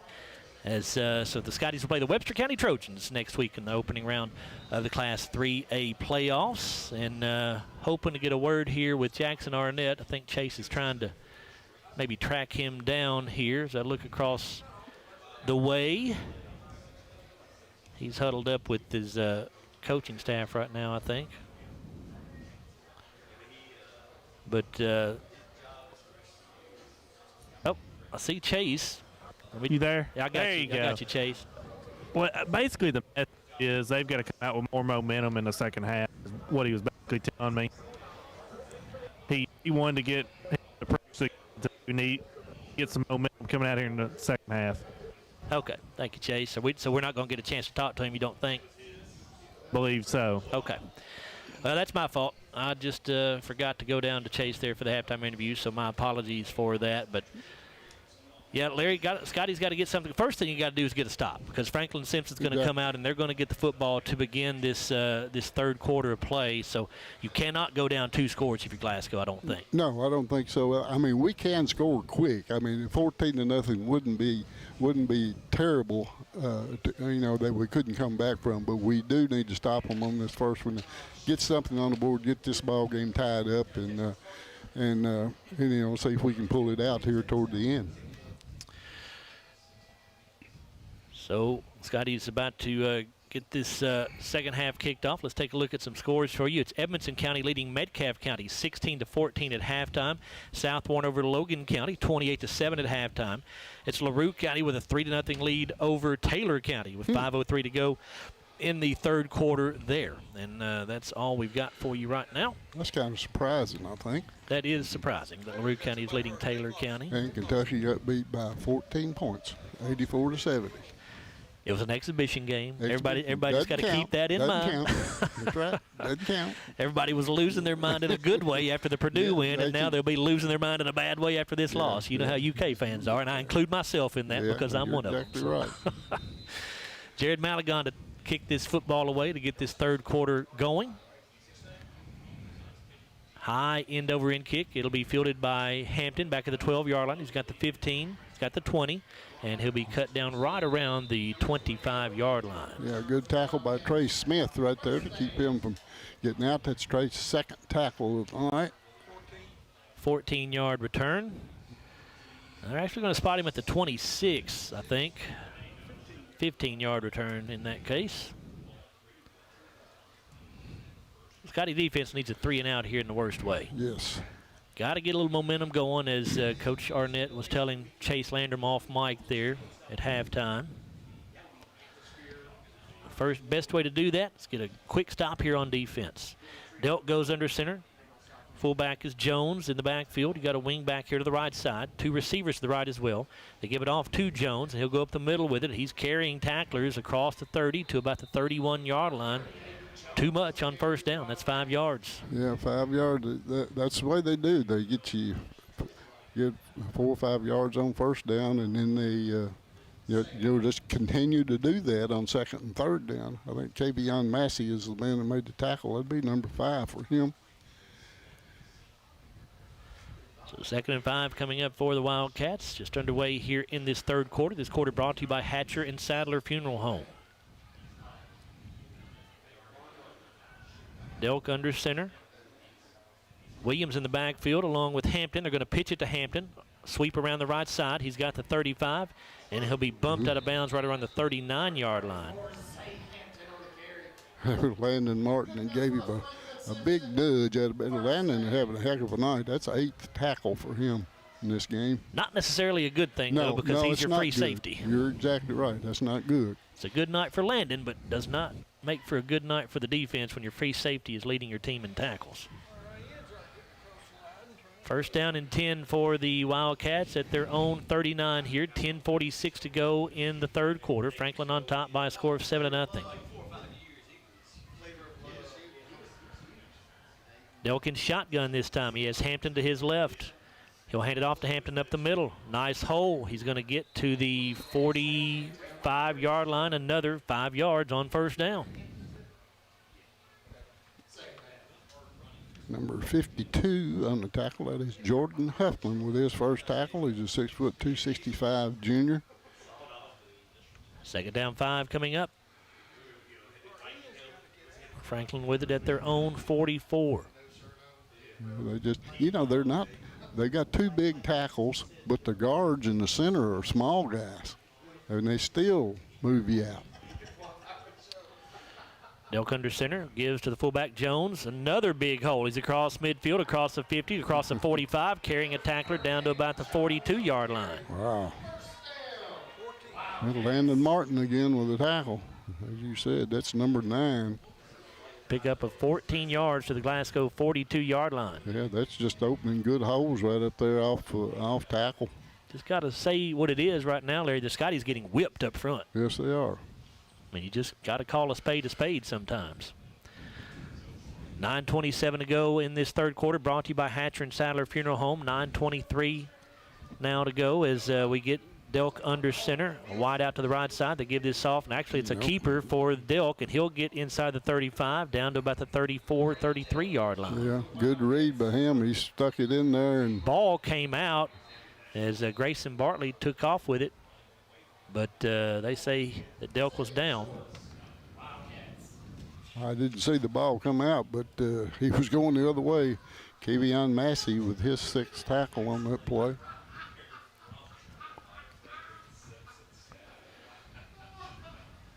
Ball at the 34-yard line.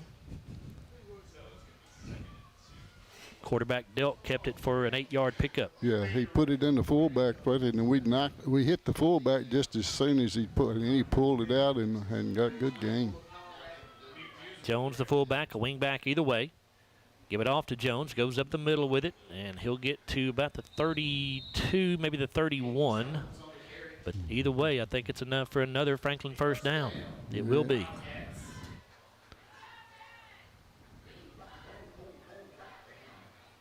I believe it's Jordan Huffman again, number 52 on that tackle. That would be his 2nd.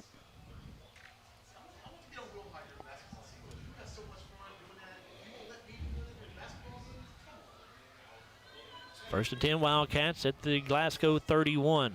Wide out to each side, a wing back on each side. Fullback is Jones. Delk wants to throw. Pass going to be caught by Perry at the 25, and that's where he'll go out of bounds. Yeah, Jalen Bradley ran him out of bounds for his second tackle. It's a gain of 6. It'll be second down and 4. Well, they don't throw it very often, but they're pretty they're effective with it when they do. They haven't really been throughout the season, Larry. Only completing 42% of his passes is Delk, but he's 4 of 4 tonight. That's all that matters for 85 yards.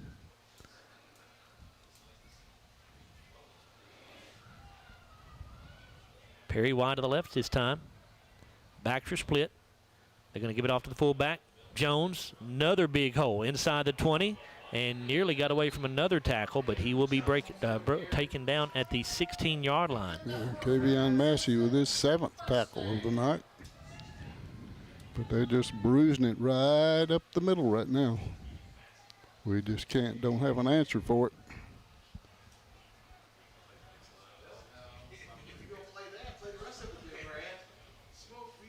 First and 10 Wildcats at the Glasgow 16. Scotty's already trailing 7-0 here in this third quarter, brought to you by Hatcher and Sadler Funeral Home. 7:36 to play.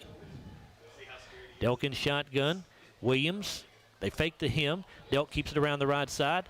Spins away from a tackler at the 12-yard line, and he'll go down at the 10.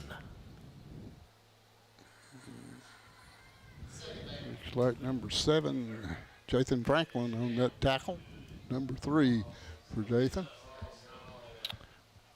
And Brady Delk a little bit slow to get up. Getting up slowly, but I believe he's all right. He's going to stay in the ball game here. Second down and 4. Ball at the Glasgow 10. Franklin going to have to hurry to get this one off, and they do. And with a whistle, do we have a timeout or a flag? There's a flag. Glasgow's lined up offsides again. That's the third time tonight the Scotties have lined up offsides. Just no excuse for that. That'll be a first down by penalty, I believe. Should be. It is.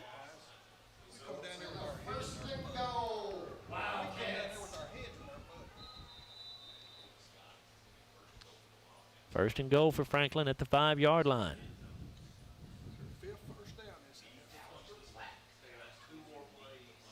Already the 5th first down of this drive for Franklin. Jones, the fullback.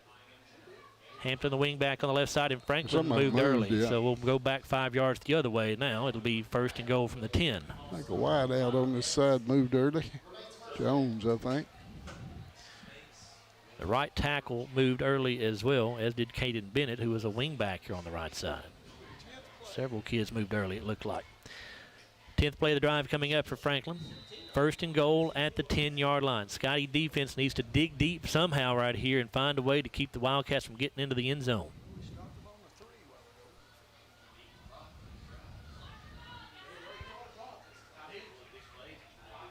Delk under center.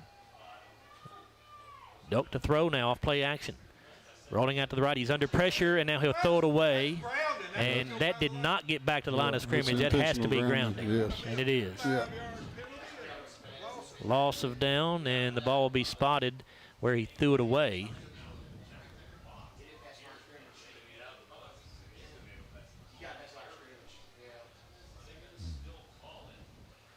Intentional grounding. Good. Is the call. I thought they were conversing there. I thought they might change their mind, but it's a loss of down, and the ball spotted where he threw it away, which is at the 26-yard line, so a loss of 16 yards on the play. It'll be second down and goal. And then, they mark off 5 as well, from where he threw it away, so it's actually a loss all the way back to the 31-yard line, so a 21-yard loss on that play. He'd been better off just to take the sack. Second and goal now from the 31.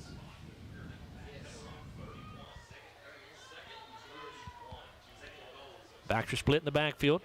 Delk going to give it off to Hampton on a sweep around the left end. Delk going to get hit and drop to the 25-yard line. A flag is down behind the play. Very possibly a hold on Franklin. We'll see. Cam Bull with the tackle right there. Let's see if it holds up. It is a hold on the Wildcats. All right. Well, they're helping us out a little bit here on this drive. Yes, they are. Right now. But also give credit to the Scotty defense on that pressure. Certainly have forced a bad decision there by Delk when he threw it away and got the intentional grounding call. 10-yard penalty moves the ball back to the 41. So it's 2nd and goal from the 41-yard line. You don't see this very often.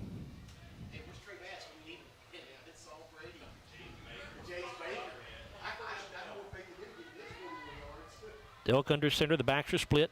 Wide out here to the right side. On a reverse, are going to give this off on an inside handoff. Scotty's play it really well. See if we can pick up the number of the ball carrier here. That is Cole Alford on the carry that time. Xander Contreras with the tackle. That'll be his first tackle of the night. 6'2", 215 senior. Pick up of 3 yards. So it'll be 3rd and goal from the 38-yard line now. 5:18 left in this 3rd quarter. Brought to you by Hatcher and Sadler Funeral Home. Franklin-Simpson leads 7-0. Scotties have not yet had the ball here in the 3rd quarter. As an old Scotty used to say, just don't let anybody get behind you right here. A wide out each way. Delk going to keep it. Got him. He'll be thrown for a loss back at the 41-yard line. That's Contreras again. That's he's come alive. That's his 2nd tackle in a row. It'll be 4th and goal, and here comes the punt team. How often can you say that? Yeah, that's unreal, isn't it? 4th and goal, and you see the punt team come onto the field for Franklin-Simpson. Jalen Bradley will go back deep to receive the kick. Brody McAllister, the punter. McAllister will angle it towards the right sideline. Does not want anything to do with Jalen Bradley getting a return here. Not much of a kick. See where they mark it out at the 22-yard line. Punt of just 19 yards for McAllister with no return. So Scotty defense got a little help, but also caused the big penalty there on the intentional grounding. And so Glasgow does keep Franklin out of the end zone. Franklin had it 1st and goal at the 5. And the Scotties able to turn them away. So the Scotties still within 1 score, trailing 7-0 here with 4:15 to go in this Hatcher and Sadler Funeral Home 3rd quarter. Yeah, they put them in passing situations, and they got pressure on that quarterback. So for the first time here in the 2nd half, the Scotty offense takes the field. Bradley and Franklin in an I formation to the right of Hudson Gum, who's in shotgun. Hudson with a quick pitch to Bradley around the right side. He's going to get hit and drop for a loss. Wow. Scotty's missed a block right there. Jason Franklin could not pin his man. Number 20, Caden Bennett, 3rd tackle of the night for him. You don't see Jalen Bradley get stopped for a loss very many times. That's a loss of 5. It'll be 2nd down and 15, back to the 17-yard line. Jalen has carried it only twice, and he's lost a total of 8 yards on those 2 carries. Gum pistol. Bull, the running back behind him, a wide out each way. Bull going to get the carry, starts at the middle, now bounces to the outside, and he is going to go down after a very short gain.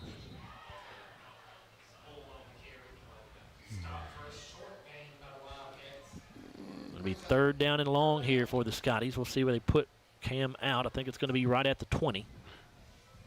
It is. Jackson Gass with the tackle. It's his 3rd of the night.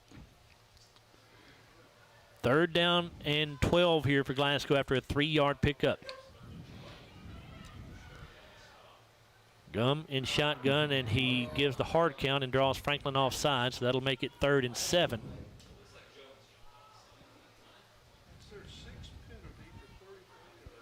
Sixth Franklin penalty for 35 yards here tonight.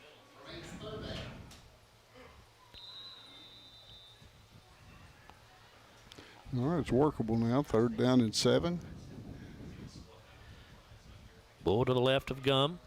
2 receivers to the left side, a single wide out to the right. Gum off play action to throw over the middle. Pass caught by Grayson Bartley at the 35. He breaks the tackle there. The 40, 45 out to the 46-yard line. A little jump pass that time by Hudson Gum to his tight end right over the middle. Yeah, we don't throw the tight end very much, but that was a very good play right there. Just the old Tim Tebow jump pass. Second reception of the year for Grayson Bartley. His first one last week went for a touchdown. So 1st and 10 Scotties out at their own 46. Gum will give this off to Bull. Again, going to get hit in the backfield. Gets away initially. Now going to get good yardage out of this. He'll cross the 50 and be down at the 47-yard line in Franklin territory. That was all Cam Bull right there. Yes, it was. Number 20 on the tackle, that would be Caden Bennett again. Tackle number 4 for him. But he looked like he was dead to rights in the backfield. He gets up a little gimpy, too. We've seen good penetration by this Franklin defense much of the night, and they had it again right there, but Bull just made a play. Cam, you're right, Larry. Cam is limping around back there. Going to try to fight and stay in the ball game, though. Yeah. 2.5 to go in this Hatcher and Sadler Funeral Home third quarter. Franklin leads it 7-0. Second down and 3 for the Scotties at the Franklin 47. Gum off play action to throw. Pass caught at the 40. And that's Cabron Jones, by the way. He's across the 35 and down to the 30-yard line with another Glasgow first down. Yeah, nice play right there. Just a little hitch pattern out to the right. They put it down at the 29, so give him an extra yard. Cason Hemshot with the tackle, number 3. Sorry, Larry. Pickup of 18 yards there. Scotty offense moving again. Glasgow has moved the football on offense all night. They have just not been able to finish any drives with points. Gum in pistol. Going to give it off to Bull. Cam tries to go up the middle with it. Nothing doing this time. Doing there. Yard or 2. Actually got more than I thought he does. They are going to give him 2 yards, I think. It's number 5 again on the tackle. It's Hemshot. Tackle number 4 for him. Second down and 8 coming up. Minute 28 to go in this Hatcher and Sadler Funeral Home third quarter. Ball at the Franklin 27. Gum in pistol, puts Bradley in motion. And now they're running option to the left side, and Franklin has it played really well. Hudson Gum has given up tons of yardage. Hudson, you can't give up that much yardage. Franklin-Simpson knew what was coming. They acted just exactly like they knew what was going to happen on that play, and they played it perfectly. That's a loss all the way back to the 39-yard line. Yeah, that was Bennett on the tackle, Caden Bennett. You just have to go down and take your medicine right there and take your loss. You can't give up the extra 8 or 9 yards that we did right there. Gum in shotgun, third down and long here with the ball all the way back at the 39-yard line. Third down and 20. Need a big play here. 26 seconds to go in this third quarter, and now a delay of game called on Glasgow. Well, both teams are in long situations. Franklin-Simpson on the 4th down and 41 a while ago. Now the Scotties are going to be almost like that. Third down and about 25 or so here from the 44-yard line. Don't have to get it all here, but you need to get a big chunk of it to go for it on 4th down. Gum will throw to the right side. Pass going to be caught by Bradley at the 31-yard line. He'll go down right there. Scotties do get a pretty good chunk right there, so it'll be 4th down and 12 coming up. Brady Delk with the tackle, number 6 for him. But a good play, just went down and out, about 10 yards and turned and caught it. That is the end of the Hatcher and Sadler Funeral Home third quarter. It's still a 7-0 ball game. Franklin on top of the Scotties as they try to ruin Glasgow's potential perfect regular season. You're listening to Glasgow football here on WCLU Blue 103.1 FM and 1490 AM.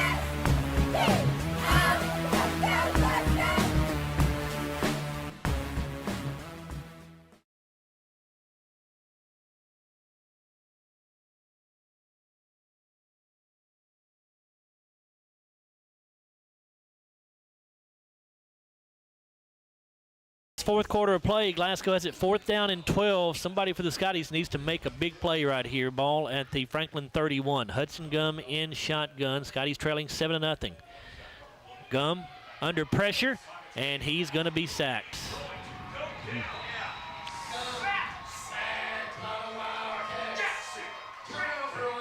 Scotties will turn the ball over on downs back at the 40-yard line. Loss of 9 yards on that play. Scotties now have, that's total rushing. Scotties have now 24 yards total rushing in the ball game. Of course, that sack yardage in high school still comes off of your rushing total.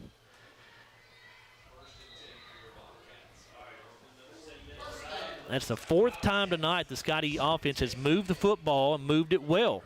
But one bad play gets you. Has just killed them on every single drive, and it prevents them from scoring points. Hampton comes in motion. They're going to give this off to the fullback, Jones. He's not going to go anywhere. Maybe a yard. Actually, not even a yard. They're going to say no gain on the play. Looks like number 51 on that tackle. That would be Manny Soto. That's his first tackle tonight, 6'2", 305, sophomore. An official timeout here as one of the Franklin offensive linemen is still down on the field. Let's give you the stats, I should say, through 3 quarters of play. Franklin-Simpson leading Glasgow 7-0. Franklin has 15 first downs, only 8 first downs for the Scotties. Glasgow just 34 yards rushing, and this was through 3 quarters. 34 yards rushing, 116 yards passing, 150 total yards for the Scotties. Franklin 125 rushing, 85 passing, 210 total yards. Neither team has turned the ball over. Scotties have been penalized 4 times for 20 yards, Franklin 6 for 35. Glasgow with 30 offensive plays. They've had the ball 15 minutes and 25 seconds. Franklin 38 31 plays. They've had the ball 20 minutes and 35 seconds. Still working on the Franklin injured player. Looks like he's got a cramp, I think. That's what he looked like when he just rolled over. You don't see many cramps this kind of weather.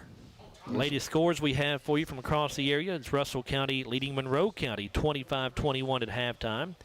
Edmonson County over Metcalfe County 16-14 at halftime. South Warren over Logan County 28-7 at halftime. And to throw now, play LaRue County leading Taylor County 3-0. He's under pressure, and now he'll throw it away. In the third quarter, and that did not get back to the line of scrimmage. That has to be ground update on that score. It is. Yeah.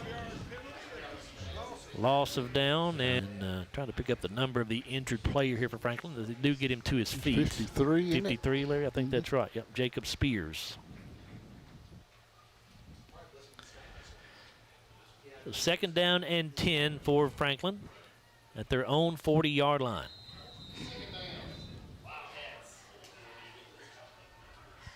Delk will set up under center, a wing back either side. Hampton, the fullback here, they're going to pitch it back to him around the left end. He'll go to the 43, 44-yard line, I think, before he is. Oh, Lord. He did. First down, they're going to call 15-yard penalty. I didn't see any flag. There's a little extracurricular activity here on the sideline. I think Massey is the man that pushed him out of bounds over there, but I think Trey Smith is the one that somebody pushed him. I don't know whether he pushed somebody first or not. Looks like there is a flag and a personal foul called on the Scotties for a late hit out of bounds. So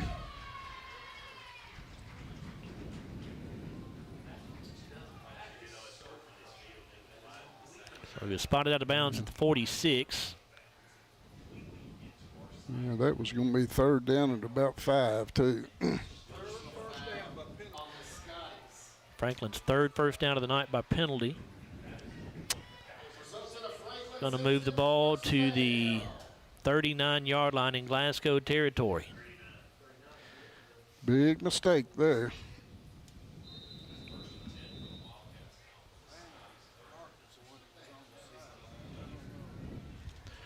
$11:18 to go in this 4th quarter. This quarter brought to you by Scooters Coffee. Franklin leads it 7-0. Here's a give to Jones up the middle, and he'll take it off right tackle for about 2 yards to the 37-yard line.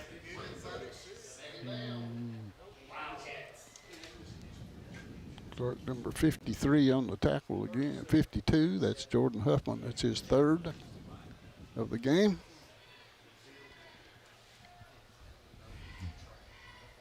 Second down and 8.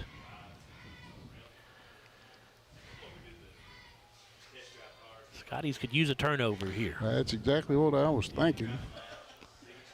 10:40 to play in the ball game. Delk going to pitch this thing back to the running back, and that's Williams. He's going to get inside the 30, and he'll be down to the 27-yard line. It'll be another Franklin-Simpson first down. And Landon Martin again on the tackle for number 10 for him.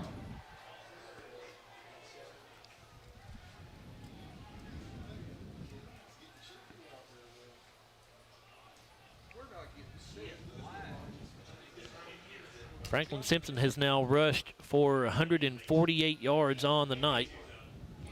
Delk back at the line of scrimmage, under center, puts Williams in motion. Now he'll go back to his spot at the wingback spot on the right side of the formation. Jones is the fullback. Now they give it off to Williams around the left end, slips a couple of tackles, and he'll fall forward down to the 21-yard line. Trey Smith with the hit on that play. Third tackle for him.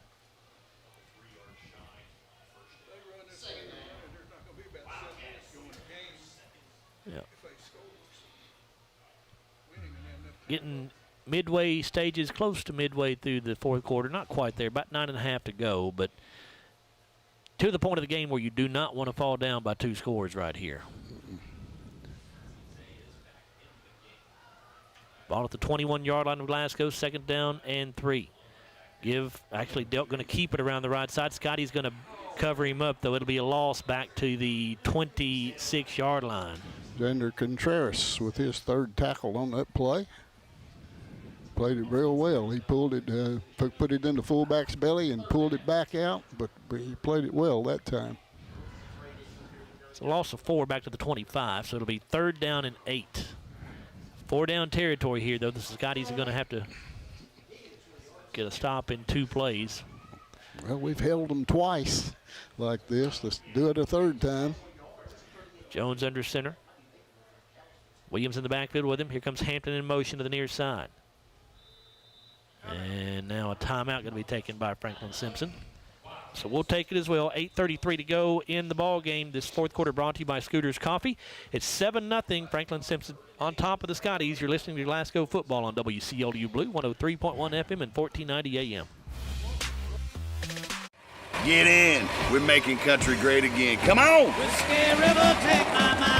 Willie 94.1. You got to have an ace in the hole. Willie 94.1. I'm a hard working man. The Big Willie. Oh, little rock. It's great country. Willie 94.1. We're making country great again, and we've got the real trader for you every weekday morning starting at 8. Join me, Mac Daniels, for it right here on Willie 94.1. Alexander, Bruce Tribune back with you in the press box. Chase Landrum down on the sideline for us here. It's third down and 8 coming up for Franklin-Simpson. They are at the Glasgow 25. The Wildcats shutting the Scotties out right now, 7-0, with just 8:33 to go in this ball game. You know, you think back to that first series. And that drop touchdown pass, what would it be if he'd caught it and took it in? Might have been a whole lot different story.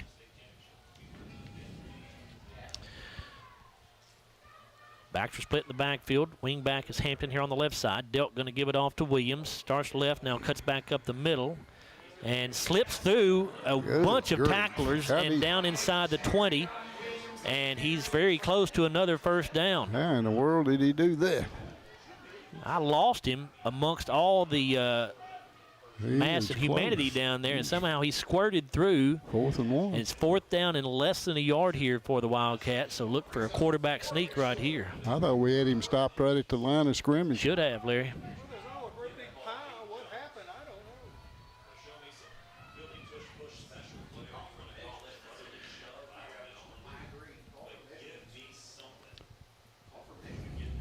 Delk goes under center, and a timeout taken by Glasgow. Boy, I hate to use that timeout right there. With 7:47 to go in the ball game, down 7-0. You're going to need those timeouts, but Scotties do burn it on 4th down and less than a yard. It'd be hard to stop this team from a yard. That's kind of my thought, Larry, but Glasgow has the fewest points they have scored all year was 14.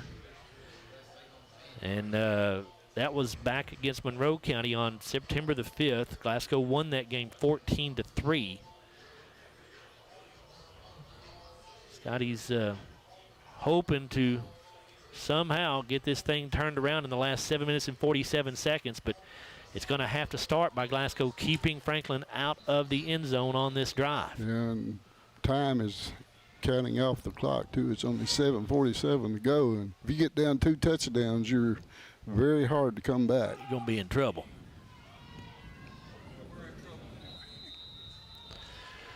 Fourth down and less than a yard here. That timeout, by the way, was brought to you by the People's Bank. Dealt quickly to the line of scrimmage. And they do give it to Jones, and he's going to get the first down. Right up the middle. To the 16-yard line, a pickup of 2. Yeah, Contreras with the tackle. That's his 5th. So now 1st and 10 for Franklin at the 16-yard line.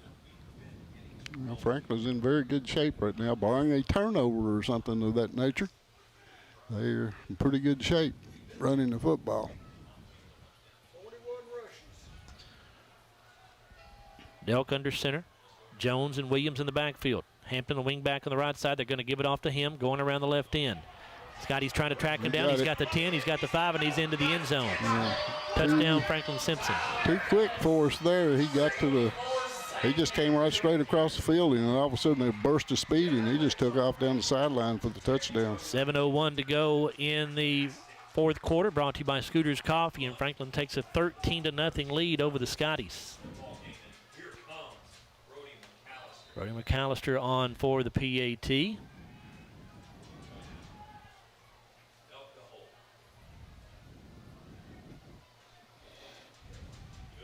Low snap, but Delk gets it down. The kick is up, and the kick is good.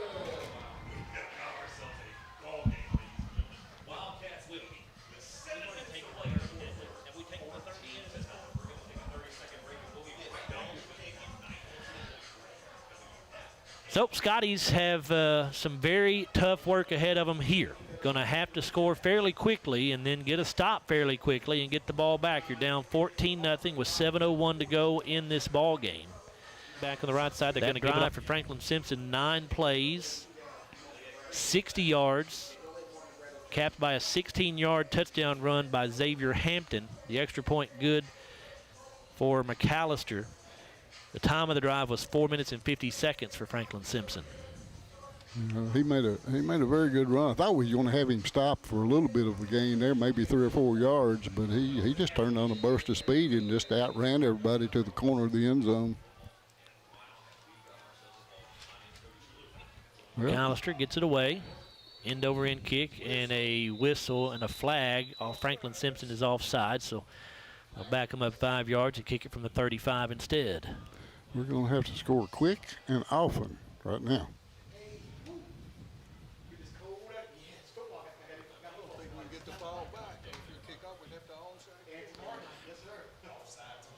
LaRue County has defeated Taylor County by a score of 9-8. That's incomprehensible to me. I thought Taylor County had a pretty good team. They've lost 3 in a row now, so something's there happened. must be a major injury or something going on there. But they had won their first 7. I think they're 7-3. Here's the kick from McAllister. Bradley will field at the 23. Comes to the 25, comes to the 30, the 35 to 40, 45 to 50. He's got one man to beat. He is gone. 30, 25, 20, 15, 10, 5, end zone, Yes, touchdown, yes. Scotties. Boy, that nice run. There is a flag on the play. Oh, my goodness. Bring it back. Oh, you got to be kidding. Holding called on the Scotties at the 44-yard line. Good night. 7-3.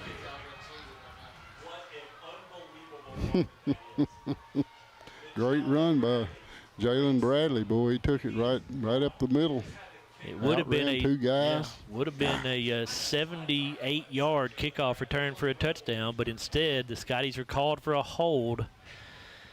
And the flag was resting at the 45, so they'll mark it off back to the 35-yard line. Larry, you getting a look at that replay over there? Well, I guess they could have called it. Somebody had somebody up around the shoulder pads and turned them around. I can't see the number over here. Oh, that's sad. It's just the kind of night it's been for the Scotties. Too many mistakes, too many missed opportunities. Hudson Gum in shotgun. Campbell to his left. He's got two receivers each way. 1st and 10 at the at the Glasgow 35. Here comes Bradley in motion.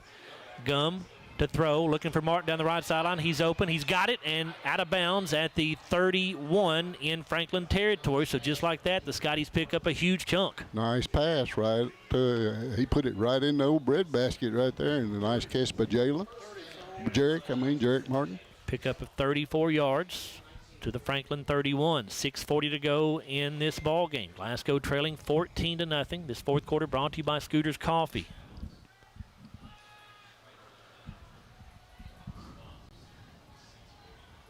Trips to the left side of the field. A single wide out to the right. That's Martin here on the right side. Bull, the running back. Gum with a quick throw. Caught by Bradley at the 30. He's got the 25, the 20, the 15, the 10, the 5, and he's into the end zone. Yeah. Are there any flags? No. Touchdown, Scotties. Boy, nice. Just a little pattern out to the left there, just a little hitch pattern, and he caught it. And boy, Jalen has some speed. When he got the corner on him, he was gone. That's the Scotty offense we've been waiting to see all night long.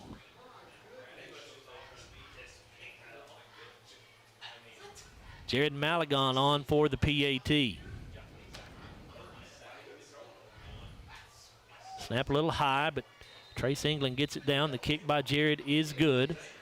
And the Scotties back to within one score now, trailing 14-7 with 6:31 to go in the game. What do you do now? Do you just kick? We got 2 points. I'd like to have a timeout back. I would too, Larry. But it's gone, and I think it's too early to onside or anything. Don't you, Larry? I'd say so, I think you got to kick it deep right here with 6:31 to go in the game. 2 timeouts left. Now, that being said, Franklin does have the kind of offense that can run 6:31 off the clock pretty quickly. Yes, they can. So we'll see what Coach Jackson Arnett decides to do here, but I would suspect we'll kick it deep. How far was that pass play? Franklin appears to have their hands team out there waiting for the onside kick. That drive for the Scotties, 2 plays, 65 yards, just 29 seconds. It was a 31-yard touchdown pass from Hudson Gum to Jalen Bradley. Scotties will kick it deep here. Fielded at the 7-yard line and dropped back at the 5-yard line. That's Hampton. He'll get the 10 to the 15, and he'll be stopped shy of the 20. Trace Smith is the man that got him. 4th tackle for Trace. Ball at the 19-yard line. 6:24 to go in the ball game. This fourth quarter brought to you by Scooters Coffee.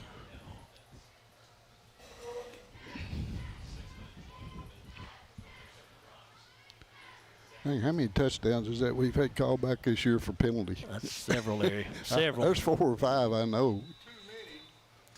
But Scotties wound up scoring on that one anyway, so you can live with it, although it did run a little extra time off the clock. Not too much, though, just 29 seconds. I think it was probably a legitimate call, though. It looked like it was holding. Delk under center. The backs are split in the backfield. They'll motion Williams out to give it up to fullback Jones, and he is not going to get much of anything. Stopped at the line of scrimmage. No gain on the play. Number 52 is the man that was in there. There was a host of tackles, but Jordan Huffman is the man that we got there first. Well, you hope that quick score by the Scotties brings a little life to the team. And nice play there by the Scotty defense to stop Jones for no gains. 2nd down and 10. Well, this is what you want to put Franklin in. Long yardage on 2nd and 3rd downs. Delk under center. The back split once again. Give this off to Williams this time, trying to go around the right end, and he's going to be stopped after a short gain. Jathan Franklin about got 2, maybe 3. I think Jathan Franklin got him right as he made the cut. Still got pretty good yardage. Wow, they're going to give him 4 yards on that? Wow. Didn't look like he got that much. Sure didn't. They'll spot the ball down at the 23. It'll be 3rd down and 6. Critical 3rd down play, to say the least. Biggest play of the game for the Scotties right here. 5:12 to go in the ball game. Franklin leads it 14-7.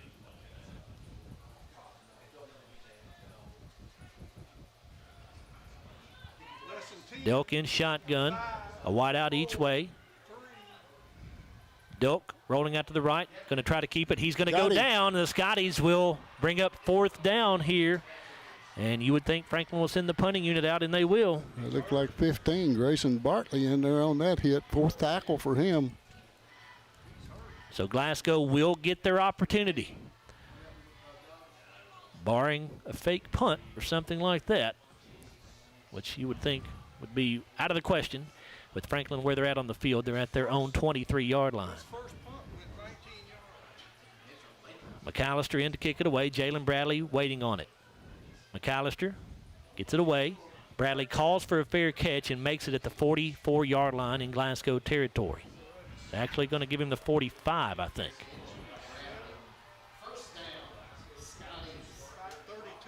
Punt of 32 yards, no return on the fair catch. So the Scotties 55 yards away from potentially tying this ball game up. 4:15 to go. All you can ask is a shot at it, and they've got it right now. Let's see if we could put one in the end zone. Send this thing to overtime or something else. Trips to the far side of the field. Single wide out to the near side. That's Jarek Martin. Bull is the running back. Hudson Gum in shotgun.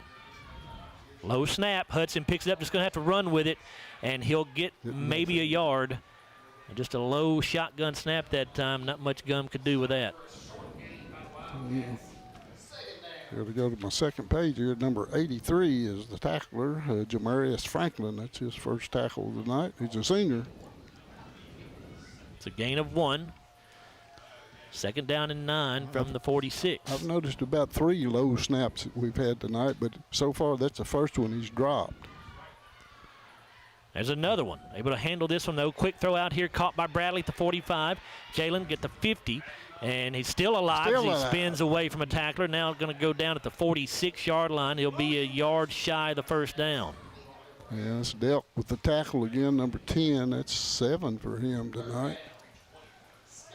3rd down and 1 here for Glasgow at the Franklin 46. 3:18 to play in the game. Glasgow trailing 14-7.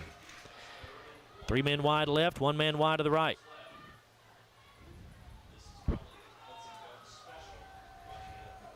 Scotties get the play call from the sideline. Gum going to throw on 3rd and 1. Looking over the middle for Bradley. It is caught at the 20, 15, 10, 5, end zone. Touchdown, Scotties. No flag. There's something. No, that's a rag or something on the field. I thought there was a flag for a second. Boy, Hudson Gum stood in there and made a great throw in a lot of traffic. Bradley made the catch and then found his way to the end zone. And Gum a little bit shaken up, it looks like. Hudson trying to get down there. Of course, he's the long snapper on point after tries, and this is a critical one right here. Glasgow needs this to tie the ball game up with 2:54 to play. The kick by Malagon is good, and we are tied at 14. Well, I said they needed to score quickly and often, and they have so far in the last 2 series. Brand new ball game here, folks. Scotty offense had opportunity after opportunity throughout the ball game, and finally on the last 2 drives they've been able to capitalize. And this is a tie game with 2:54 to play. All right. 2:54. We've got. They've got 2. Both teams have 2 timeouts left, I think. Bruce adding up the numbers on that drive. We'll give those to you in just a minute. Jared Malagon to kick this away.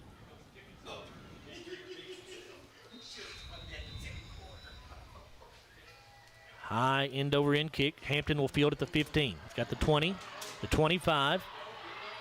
And going to go down, actually still on his feet, as he will go down around the 34-yard line. He just carries people on. Not very big either.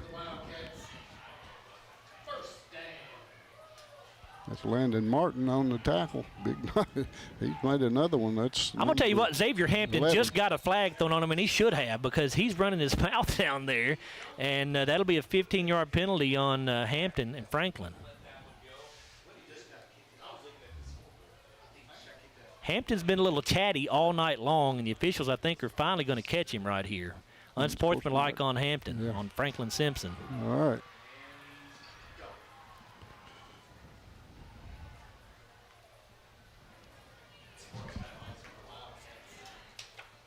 That drive for the Scotties to tie the ball game up was 3 plays, 55 yards. Took 1 minute and 21 seconds.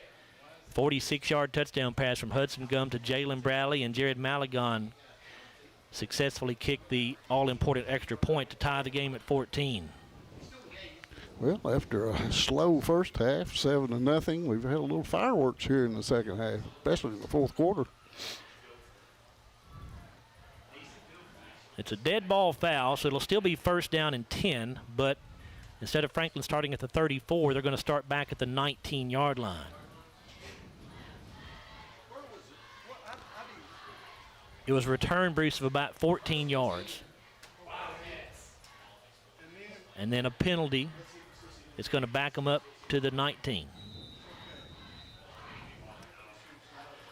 2:43 to play in regulation, all tied up at 14. Franklin with the ball at their own 19-yard line, 1st down and 10. Delk under center, going to pitch this back to Hampton. He's got room here on the corner. He's got the 25, he's got the 30, and he'll be dragged out of bounds up at the 33-yard line. Yeah, Trace Smith is the man that drug him down. 5th tackle for Trace.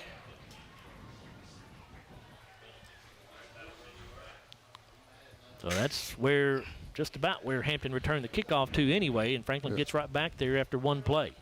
1st down and 10 for the Wildcats at their own 33.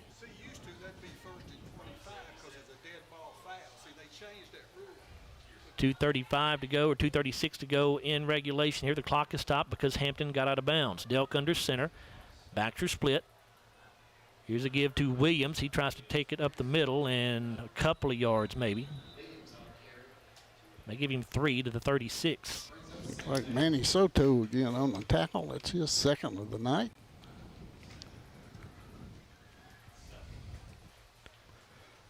Second down, 7 after the 3-yard pickup. You just wonder if Franklin's going to take a shot here, and it looks like they're probably going to have to throw the football a little bit anyway to get on down to score a touchdown. They're going to have to really hurry to get this play off, Larry. 2:02 to go, and they're just now getting the play in the huddle. Delk will snap it. He will throw here. Delk, nobody open. He'll roll out to the right side. Now trying to get away from pressure. Almost had him. Oh. Now he's got some room, and he will throw. Pass going to be incomplete. Boy, I thought Landon Martin might have had a chance to pick that ball off the deflection, but he did not, and it'll be an incomplete pass. 3rd down and 7 coming up for the Wildcats. Yeah, it came off his hands. I thought Landon might have a shot at it in bounds, but the ball, I think, was on the out-of-bounds side there.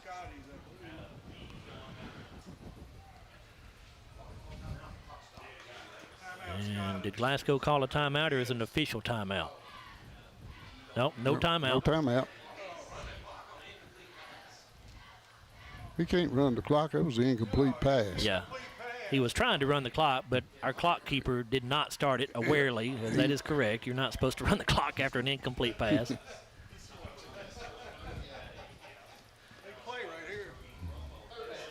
Third down and 7. Big play for both teams right here. Franklin at their own 36. Game tied at 14. Here's a give to Williams. Going to go around the left side. He's going to get tripped up. Down at the 40-yard line. He'll be 3 yards shy of the 1st down with 1:35 to go. Yeah, I think it was Trey Smith with got a hand in there and got him down. That's 6 tackles for Trace. Scotty's not going to burn a timeout here. I thought they might. Yeah. Franklin hadn't turned the punter on the field yet. I think they're going for it. I can't believe they'll go for this, Larry. Probably just going to try to draw the Scotties offside. Probably. Surely they are not going to snap this football. 4th down and 3 at their own 40-yard line with 1:05 to play. Don't jump. They do snap it. And here's a give to Hampton. He's going to get the first down as he'll get it out to the 45, 46-yard line. Boy, a gutsy call that time by Franklin-Simpson, but it works. Landon Martin with his 12th tackle on that play.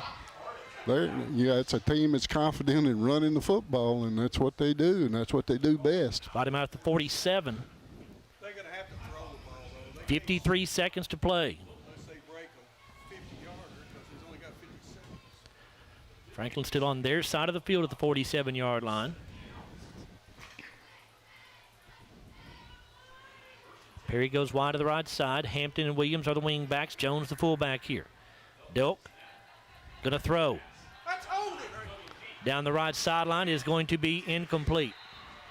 Good coverage that time by Campbell. Williams was the intended receiver for Franklin-Simpson. The clock stops with 47 seconds to play. You knew they had to take some shots if they were going to get down to try to get a field goal or a touchdown. Just hoping we can come up, well, we've had 11 interceptions this year. I'd come up with number 12 right here would be good.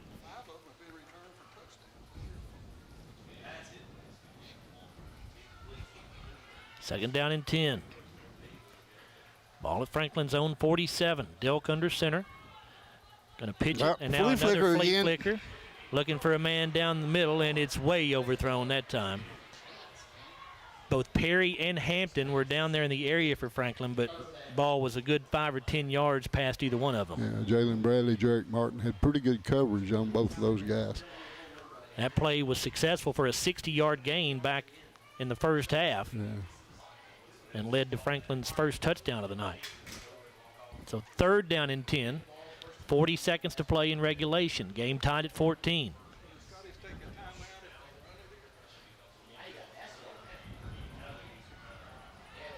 Delk under center.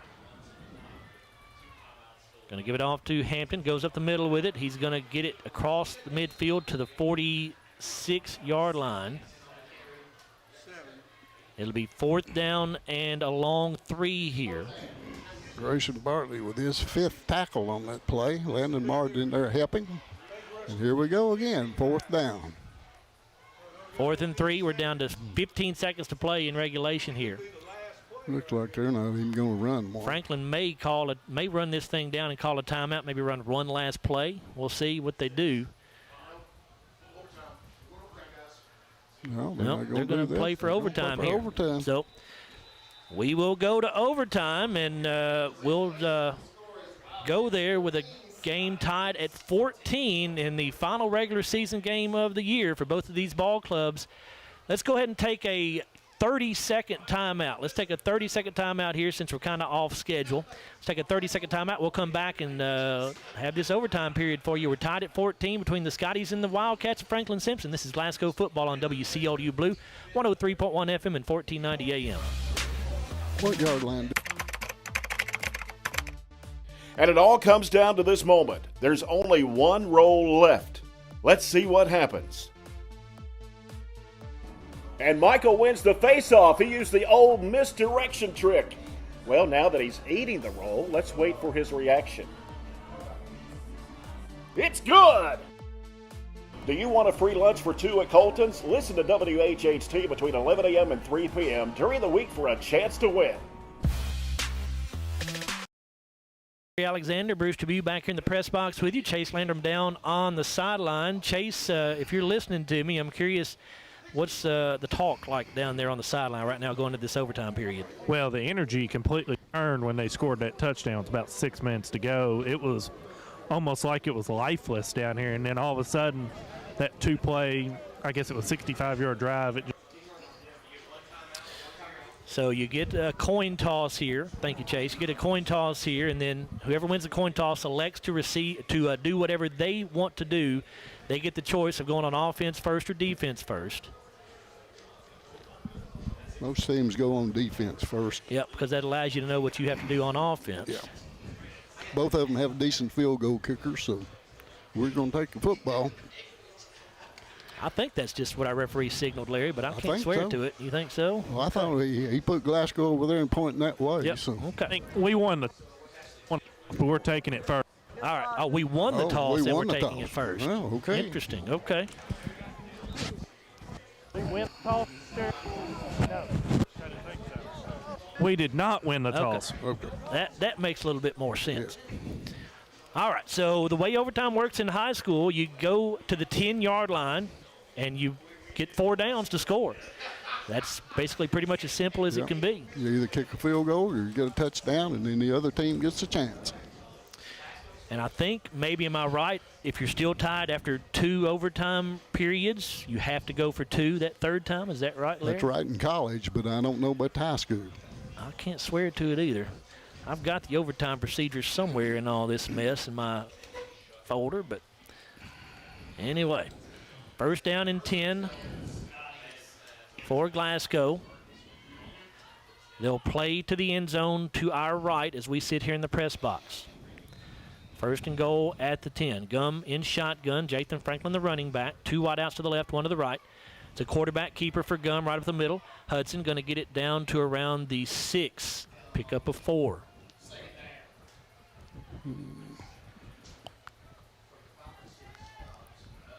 That's right. Number 5 is the man that made the tackle there, and that will be Carson Hemshot. That's his 5th tackle.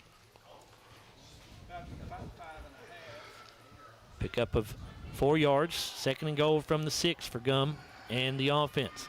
Hudson, another quarterback keeper right up the middle.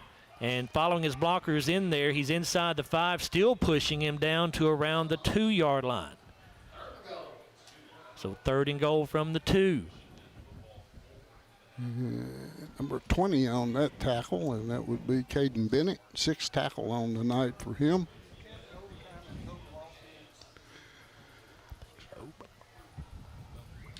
Probably not.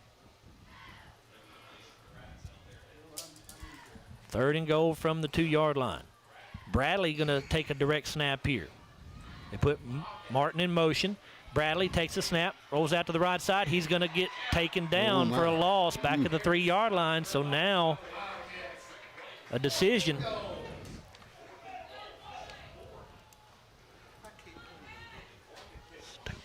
Number 83, Jamarius Franklin, with that stop on that play. Jalen has not had much luck taking the direct snap at all tonight. So it's 4th and goal from the 4. Scotty's better score right here, or they are in a world of hurt. Yes. Got the score here. Gum in shotgun. Hudson looking over the middle. The pass going to be caught by Bradley for the touchdown.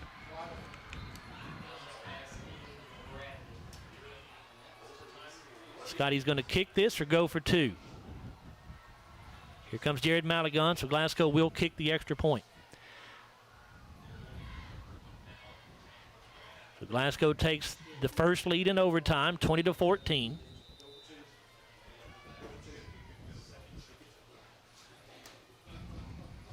It's a good snap. Trace England gets it down. The kick by Maligon is good.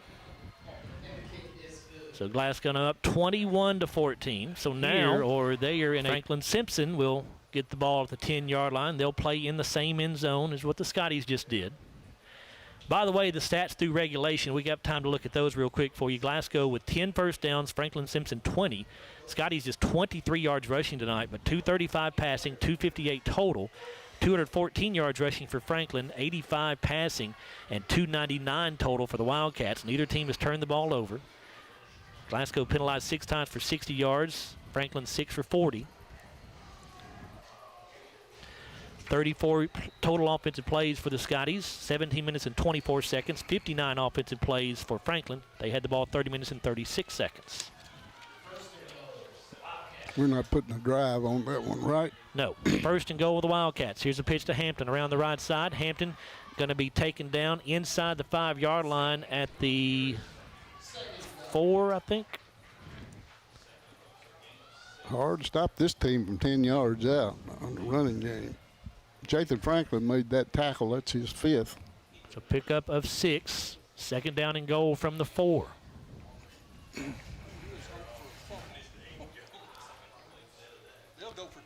A turnover would end the game immediately. Delk under center. Jones the fullback. Going to give it off to Williams, but a flag is down. This could be big. Yeah, illegal procedure. A false start called on Franklin-Simpson. So that'll back it up to the 9-yard line, make it 2nd down and goal from there.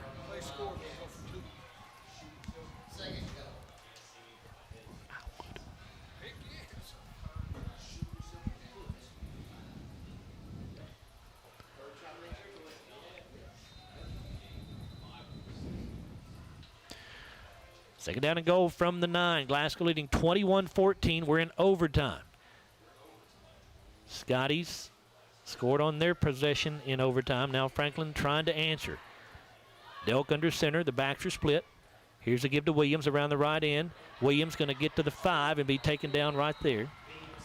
Trey Smith, tackle number 7 for him. Pick up a 4. 3rd and goal from the 5. Yeah. We've stopped them once down here inside the 5, so can we do it again? Franklin will have 2 plays to get this into the end zone and try to tie this game up with an extra point. Or go for 2 if they get it in the end zone. If they go for 2 and get it, obviously they will win the ball game. Delk under center. Williams and Jones split in the backfield. Going to give it off to Hampton, the wing back around the right side. Scotties will stuff him. Stuffed him.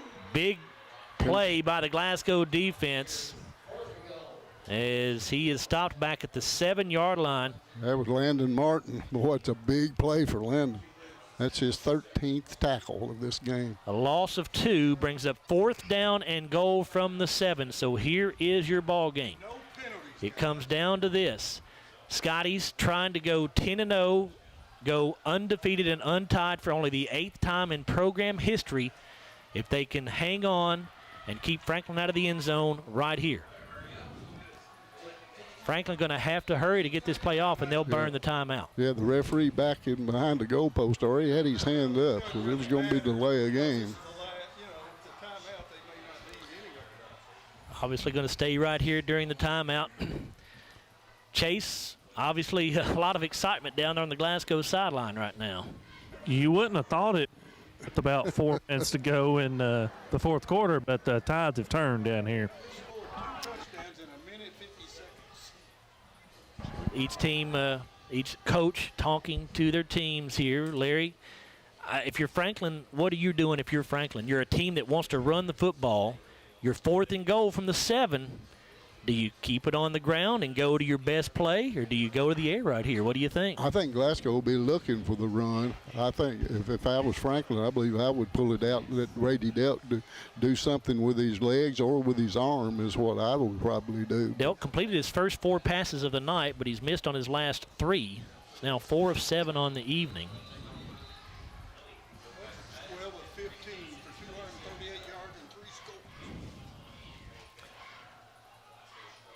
So 7 yards stands between the Scotties and an undefeated season here.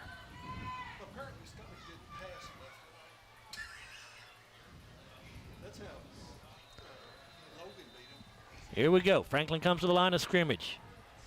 Delk in shotgun. He's got Williams in the backfield with him. A receiver each way. Delk is going to throw. Looking to the left side. He's under pressure. Delk gets away, now flushed out, rolling back to the 25. Still on his feet at the 20. He'll throw into the end zone. Pass is caught for the touchdown. Yes, it is. Oh, who caught it? Trying to pick up the number, Larry. That is Brody Perry who made the catch.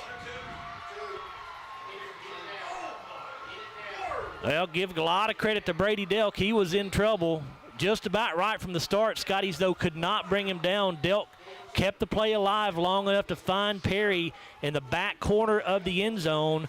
And now Franklin-Simpson, they first put the field goal unit on the field to kick the extra point, but now they're going to put the offense back out there. They will go for 2. So the game is going to end one way or the other on this play. Either the Scotties stop them and win it, or Franklin gets into the end zone for the 2-point try and ends Glasgow's hopes of an undefeated season. Now a flag and a delay of game called on Franklin-Simpson, so that will change things, I'm sure. They might have called a timeout.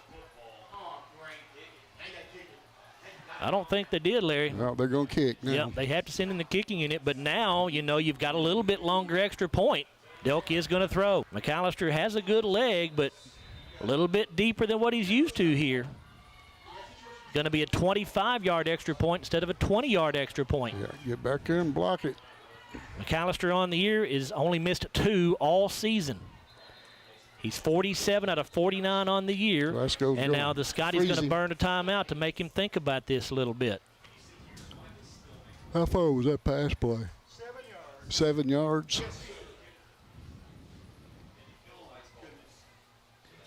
Well, what a finish we have had to this ball game. The Scotties just were missing opportunity after opportunity through the first 3 quarters. And then Glasgow, all of a sudden, the offense comes alive here in the 4th quarter. They scored 2 touchdowns in how much time, Bruce? Told me a minute ago. Minute and 57 seconds, I believe he said. If you total the 2 drives which Glasgow scored on in the 4th quarter, it was a minute and 50 seconds total on those 2 drives. So here we go, McAllister to try to tie this ball game up with a 25-yard extra point. Snap a little high, they get it down, the kick is up, and it is good. So we'll go to a second overtime period.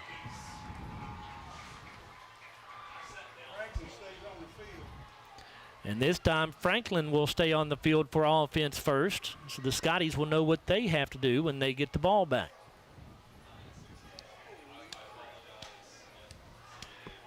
Boy, Glasgow, it looked like right there you had Franklin in 4th down and goal at the 7-yard line. Delk was in trouble. Couldn't find anybody initially when he was dropped back to throw. He was under pressure. Delk kept the play alive for a good, 7-8 seconds probably, if not more. Yeah, he did. He ran long enough for Perry to break open in the back right corner of the end zone for the touchdown. Yeah, he ran around a long time. He was all the way back to the 30-yard line at one time.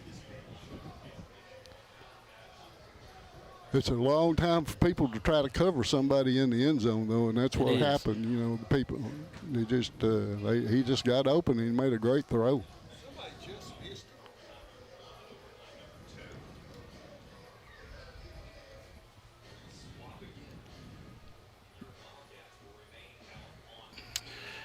So 1st and goal for the Wildcats at the 10-yard line.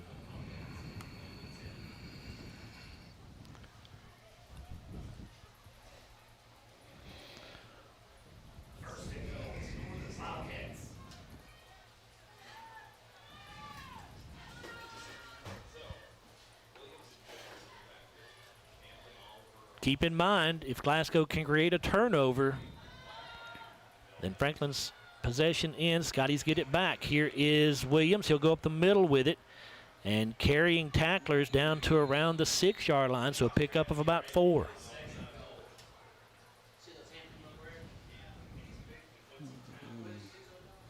Trying to see who gets up there from the bottom of that pile. Looked like Jathan Franklin.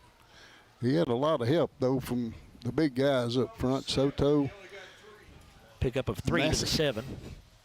By the way, thank you to Jonathan Talley, our producer back at the studio. He has sent us the overtime rules, and it does not look like you are forced to go for 2 at any point in overtime. Here's a quick pitch back to Williams. He fumbles, picks it back up, though. Oh, he got it back. And he's down at the 10-yard line, but it's a loss of 3.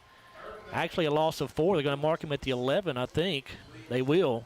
So now 3rd and goal from the 11-yard line. Xander Contreras with his 6th tackle on the night on that play.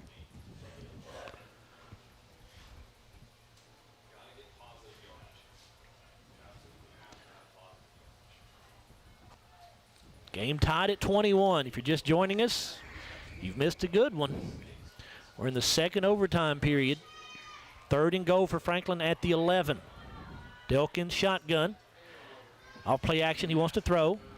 Coming at him again. Delk again running around in the backfield, trying to wait so somebody breaks open. Now going to fumble the ball, but it goes out of bounds.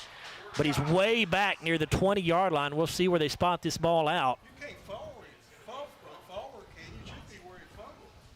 Contreras was the man that was chasing him over there out of bounds.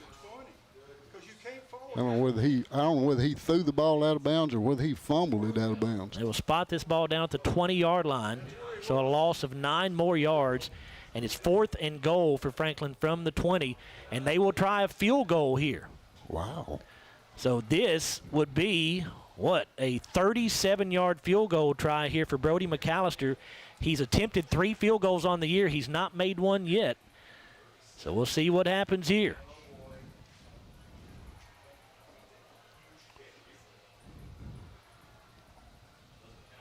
Snap is good. The hold is down. The kick is up. It looks pretty good from here.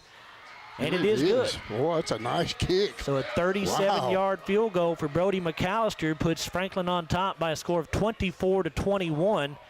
But no matter how you look at it, that's a win for the Glasgow defense. Yeah. Because now the Scotties can put this ball into the end zone. Game over.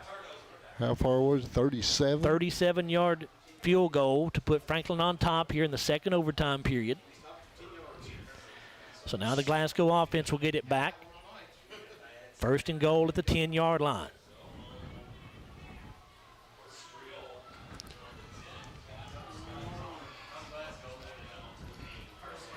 Gum in pistol formation.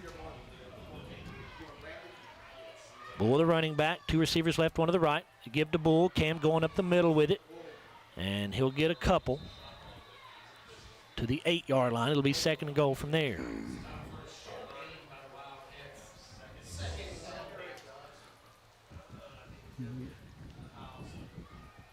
I'm trying to pick up the number who made the tackle, and he won't clear where I can get it.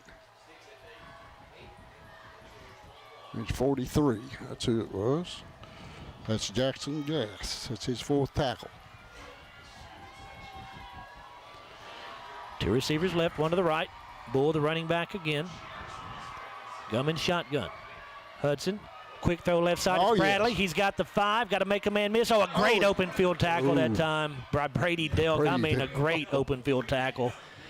He brings Bradley down at the 3, so it's 3rd and goal from the 3 now. That's his 8th tackle too, and he made a touchdown saving one there. And the Scotties are going to burn a timeout.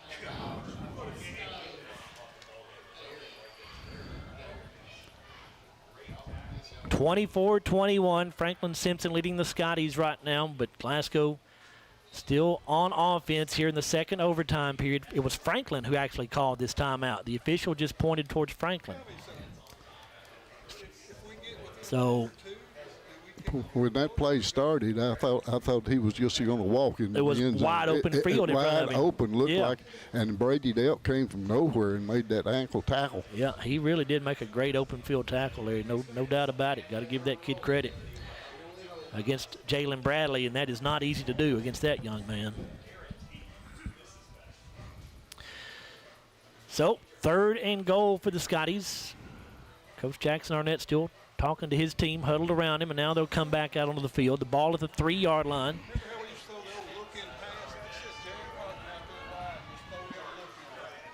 Martin and Jones are wide to the left side. Tight end Bartley on the right side. Bradley is the running back here. Hudson Gum in shotgun. Hudson to throw. Looking in the end zone. Caught! Touchdown Scotties! Glasgow wins it. Season stays undefeated for the Scotties, and that is, let's see here. Jarek Martin, wasn't it? I can't see. Everybody, all the teammates are surrounding him, Larry. I'm still trying to pick up the number. Jarek Martin. It is Jarek Martin. Thank you, Chase. The Scotties, for only the 8th time in 107 years of Glasgow football, finished the season undefeated and untied. A thrilling double overtime 27-24 win over the Franklin-Simpson Wildcats. Glasgow finishes the regular season at 10-0. Franklin will fall to end their regular season at 6-4. What a game here in Franklin tonight. We'll come back in a moment with our TJ Regional Health post-game show. We'll take a look at the Hardee's play of the game, the Kentucky Farm Bureau Insurance Agent player of the game, and also we'll talk with head coach Jackson Arnett as well and look at the McDonald's final stats. Again, in double overtime, your final score, Glasgow 27, Franklin-Simpson 24. You're listening to Glasgow football on WCLU Blue 103.1 FM and 1490 AM. At Don Franklin, we're about more than just selling cars. We're about families, generations of them. Founded by my parents in 1968, we've been here growing alongside you. From the first family car to the newest model for the next generation, our values of trust, care, and commitment are in every handshake, every deal. With over 5,000 vehicles to choose from, check them all out at DonFranklinAuto.com. Don Franklin, driven by family.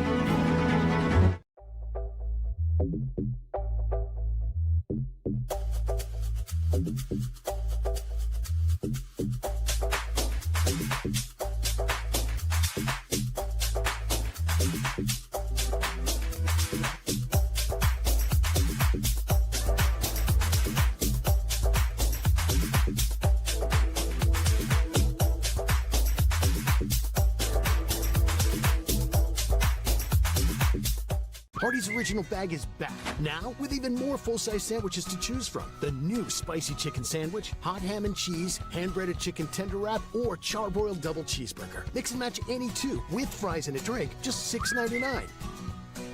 It's been an amazing 33 years. I've been blessed to have someone by my side that I can count on no matter what. Like 3 years ago when I had that car accident, you really came through for me.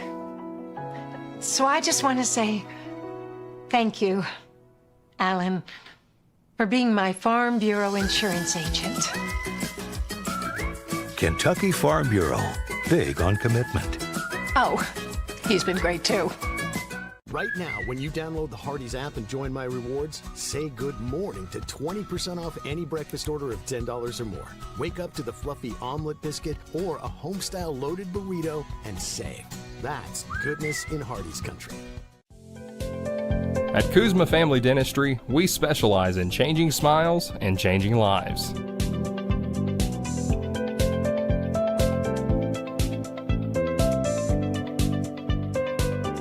If you'd like to experience this wow factor transformation that not only can change your smile, but change your life, give Kuzma Family Dentistry a call at 270-651-2638. Located at 501 West Main Street in Glasgow. And it all comes down to this moment. There's only one roll left. Let's see what happens. And Michael wins the face-off. He used the old misdirection trick. Well, now that he's eating the roll, let's wait for his reaction. It's good! Do you want a free lunch for two at Colton's? Listen to WHHT between 11 a.m. and 3 p.m. during the week for a chance to win.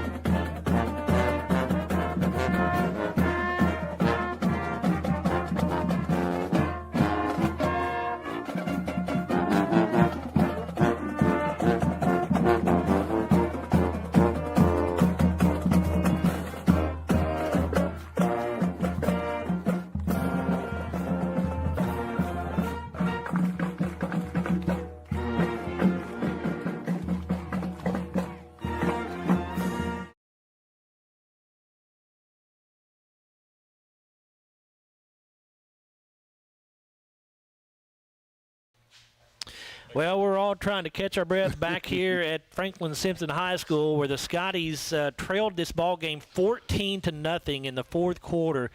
Glasgow comes back and scores 27 points in the fourth quarter and in two overtimes, and they defeat Franklin-Simpson 27-24.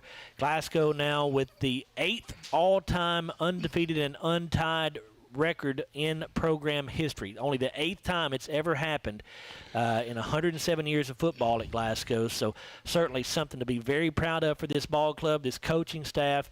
But now, Larry, you turn your attention to the postseason. Exactly right. And this is the one that counts. You know, this was a great game tonight. It was a fun game to watch, and I'm sure it's a great win for the Scotties to go undefeated. But you know, it's just a regular season game, and now the real thing starts. And that's the games you want to win. You want to advance and get it to the playoffs, and maybe get to that final game again. Well, it is time now here on our TJ Regional Health postgame show to take a look at the final stats. They are brought to you by McDonald's of Glasgow. Here are Larry and Bruce. Larry? All right, Joe. Glasgow won the toss of the coin to start the ball game, and, of course, they take the ball every time. Franklin-Simpson held them to a punt on that first series. Franklin would take over on their own 14-yard line after the punt. They would go on a 6-play, 86-yard drive, took 3:10 off the clock. It was set up by a flea flicker that went 60 yards that set up the touchdown in the 3-yard run by Jaron Williams. The kick by Brody McAllister was good, and Franklin led 7-0. And that's the way that the first half would end, Franklin leading 7-0. Glasgow would lose it on downs twice during that period of time. And we had one touchdown pass dropped that would probably have been a touchdown. And then we moved the ball inside the 30-yard line twice and could not score. So 7-0 at halftime for Franklin-Simpson. The Wildcats would get the football first when they came back out in the third quarter, but the Scotties defense held and made them punt. Although they did put a pretty good drive on, the Scotties would take over on their own 22-yard line after the punt, and there was only 2 possessions in that third quarter as Franklin-Simpson punted on theirs, and Glasgow would lose it on downs on their next situation. Franklin would take over at the 40-yard line, and this would be in the fourth quarter. And this is when all the fireworks started.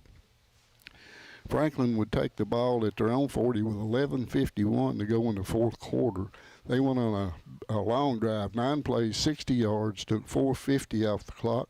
Jaron Williams caught a 16-yard pass. Jaron Williams went 16 yards around the end for the touchdown.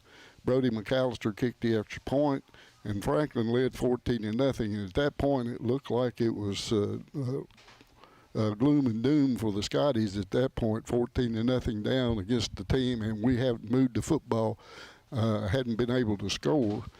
But the Scotties took over on the next kickoff at their own 35-yard line with 6:46 to go in the fourth quarter. They scored quickly. 2 plays, 65 yards, took 29 seconds off the clock.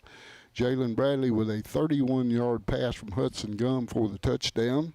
The kick was good by Malagon, and we had cut the lead to 7 points at 14-7 with 6:31 to go in the fourth quarter.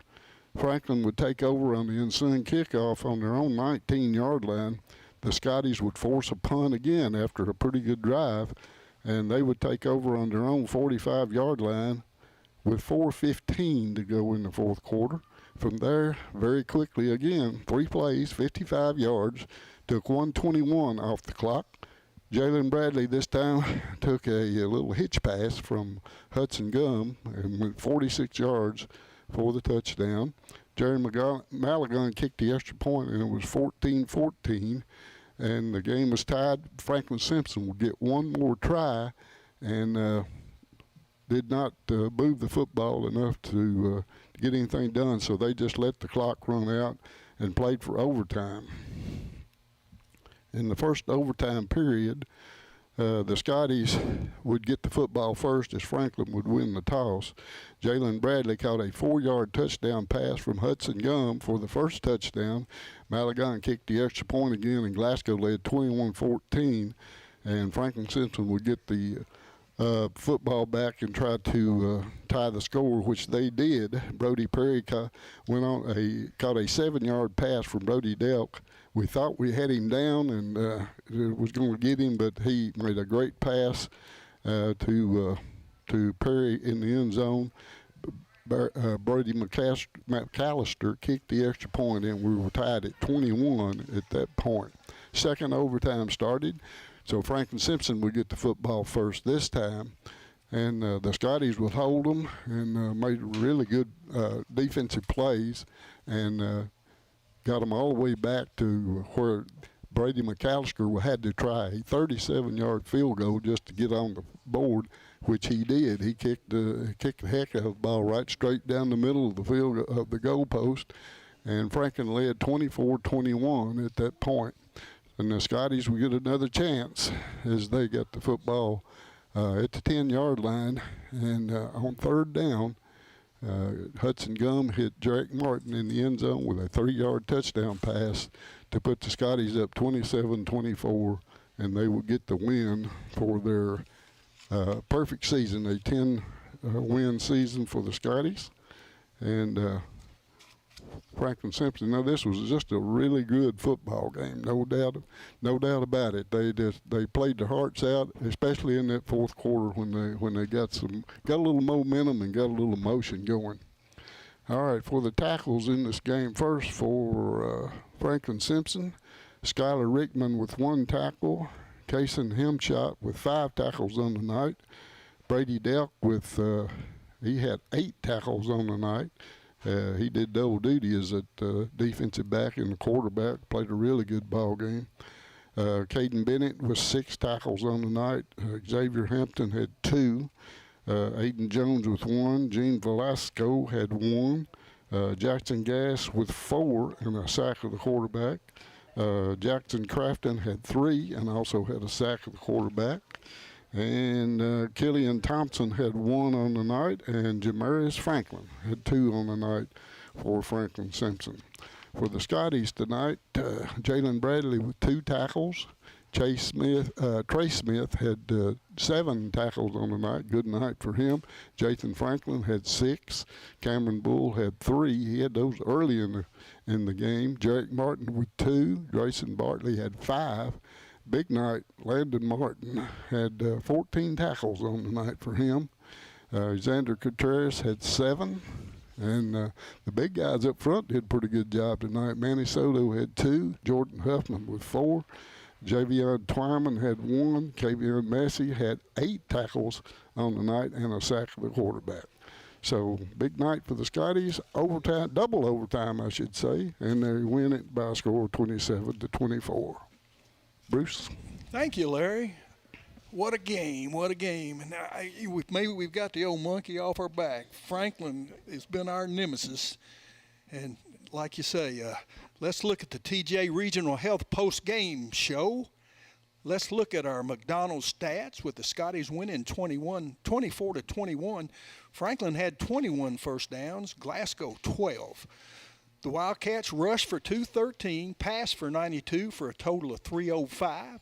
The Scotties only 32 on the ground tonight, but 246 through the air for a total of 278. We had no turnovers. It was put on the ground 5 times, but everybody got the ball back, so there were no turnovers in this ball game tonight. Franklin-Simpson was penalized 9 times for 50 yards, Glasgow 7 times for 60 yards. The difference in the plays, of course, you don't count overtime plays. Franklin-Simpson ran 59 plays in regulation using 30 minutes and 32 seconds. The Scotties had it 34 plays for 17 minutes and 24 seconds. But as we said earlier, we scored 2 touchdowns in 1:50 there in that fourth quarter. Individually, our TJ Regional Health post-game show, your individual McDonald's stats leading. Rusher for Franklin was Xavier Hampton with 89 yards on 15 carries and a score. He had a long of 16. Aiden Jones had 57 yards on 14 carries with a score. It was Jerome Williams. I'm sorry. I missed a line there, Joe. So it was Jerome Williams had 14 carries for 57 yards and a touchdown. Andrew Jones had 11 carries for 53 yards. He did not score. He had a long of 14. Brady Delk carried it 13 times for 13 yards with a long of 12. And Cole Alford had 1 carry for 3 yards. Brady Delk was 5 of 8 passing for 92 yards and a touchdown. Xavier Hampton had 1 catch for 60 yards. Brody Perry had 4 catches for 22 yards and a score with a long of 10. And Brody McAllister punted twice for 51 yards. That's a 25-yard average with a long of 32. With the Scotties tonight, only 3 people carry the ball tonight, and Cam Bull leads us with 50 yards on 10 rushes. He had a long of 12. Hudson Gum had 12 rushes for a -7 with a long of 11. Of course, he got sacked a couple times for big yardage, and Jaden Bradley had 3 carries for a -9. Hudson was 14 of 17 tonight to 246 yards and 5 scores. And I need to change something real quick here. And his leading receiver tonight was Jalen Bradley with 123 yards on 7 catches. 5. Counting overtime. We only had 27 points. Oh, that's right. He had 3 of them. Well, I thought I had Jarek with 2 scores, but he must have only had. I'll look when I get. Okay. Let me go ahead. 4 touchdowns. I was trying to add something up. 14 for 17, 246 yards and 4 scores. Jaden Bradley had 7 receptions for 123 yards, and I think he had 2 scores, didn't he? And let me look at my sheet because I've got it right down here. Now Jaden had 3 scores, and Jarek had that last one. So right. So that's correct. So J-Boy had 7 receptions for 123 yards and 3 touchdowns with a long of 46. Jarek Martin had, I've got to look at this sheet, had 4 catches for 83 yards and a touchdown with a long of 34. Cabron Jones had 1 catch for 18 yards, and Cam Bull had 1 catch for 12 yards. Cam punted 1 time tonight for 47 yards, got a boomer going. And so the Scotties win this one here 27-21, and Coach Arnett's made his way up. I'm sure he's a happy camper tonight, and so we'll let Joe speak with him. Thank you, Bruce. Coach Jackson Arnett is here alongside of us. And Jackson, wow, what a high school football game here tonight at Franklin-Simpson High School. Your kids were down 14-0 with 6:46 to go in the ball game. You scored 14 points there at the end of regulation, and then you get the big stop on defense on the second overtime to force them to kick a field goal, and then the big touchdown to Jarek Martin there in the end zone to win it. Man, what a game. That was a great game, and it don't get no better than that in high school football. We'll have to regroup and recalibrate, man. That was pretty ugly for 3.5 quarters on offense. We got out of character. They're really good. I mean, I know their scores might not think that, but the game was tight with Logan to the very end last week, and then they gave Tillman all they wanted for a while, and they're a good team, and they come out and they played well tonight. We finished and they didn't, and kudos to our guys. We could have easily quit when we got down 14-0, and we didn't. We scored quick, got hot, and defense stepped up when we had to. And man, I'm so proud of how they kept fighting. Obviously we didn't play our best, and we got to play better. But that's a good team, good gutsy win, and man, it's going to be we got to get better and just got to keep going. The real fun starts now. Yep. Had a hard time getting much going on the ground tonight, Jackson. The numbers obviously are affected by the sack numbers as well because that comes off your rushing total, but just 32 yards rushing. However, the passing game picked it up. 246 yards passing tonight for Hudson Gum, 14 of 17 through the air, 4 touchdowns. Seemed like when you guys started to get things rolling, the offense kind of opened up a little bit and you found some more things going in that passing game. Well, they were just loading the box and trying to take it away, and they were doing a bunch of funky stuff up front all night, and that was messing with us a little. And then, we had a late addition there. We had a lineman get hurt yesterday, and Marcus had to start, so he was rusty early. And we ran it effectively early, and we were moving. Then we'd get down inside the 20 or 30 and just do something silly. And, So we should have had a touchdown the third play of the game. Yep. We should be up 7-0. If we score there right there, the whole game feels totally different. So, but the thing tonight is just how hard we fought. They didn't give up. They made plays late when they had to that we wasn't making early, and that's why we train so hard. That's why we bring them in early all off season, and why we practice so hard. And I'm glad that they finally got to see it pay off. Your defense tonight did a pretty good job, 305 yards given up. You give up 213 yards rushing, but if you look at Franklin's numbers on the year, they average 323 yards rushing per game. So, still 110 yards fewer than what they normally get on average, Jackson. It's just tough to stop a team like this. They're pretty good up front, and if you don't get them on second, third, and long, it's tough to get them stopped, isn't it? They're really good. They are. We knew all week that they were going to be good, and they played hard. They came out ready to play, and when we probably didn't. At the end of the day, they come out and punched us in the mouth, and we tried to swing back and didn't make plays. And just kudos to them because they do a good job. But like their coach said, we finished and they didn't. So it's just one of those things where we just got to try to regroup and get healthy and make sure that we keep playing hard going forward because, now it's win or go home. I'm curious, do you feel like a game like this is going to do your team some good as you go into the postseason, Jackson? Obviously, you played very well throughout the district portion of the schedule. This is the best team, as you said it yourself. It's probably the best team, maybe the best team we played all year here tonight.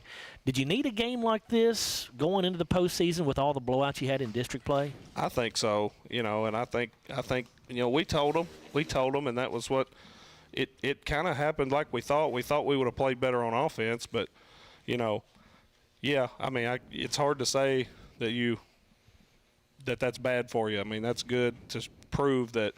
If you just keep playing, anything can happen. But we can't get down like that. It's the first time What's the first time we hadn't scored in the first quarter or first half all year, I'd say. I think that's right. So I got to get you to comment, Jackson. And, again, I know you have higher aspirations than a 10-0 season, but only the 8th time in program history that a Glasgow team has finished the year unbeaten and untied. What's that mean to you and your team? Well, it's just a testament to how hard they've worked. They worked so hard from when I got here to yesterday. They work hard, and we had some tough times together, and but now they got to understand, hey, that was one of our goals. Now we got to go on to the next goal. So it means a lot. I'm happy for them.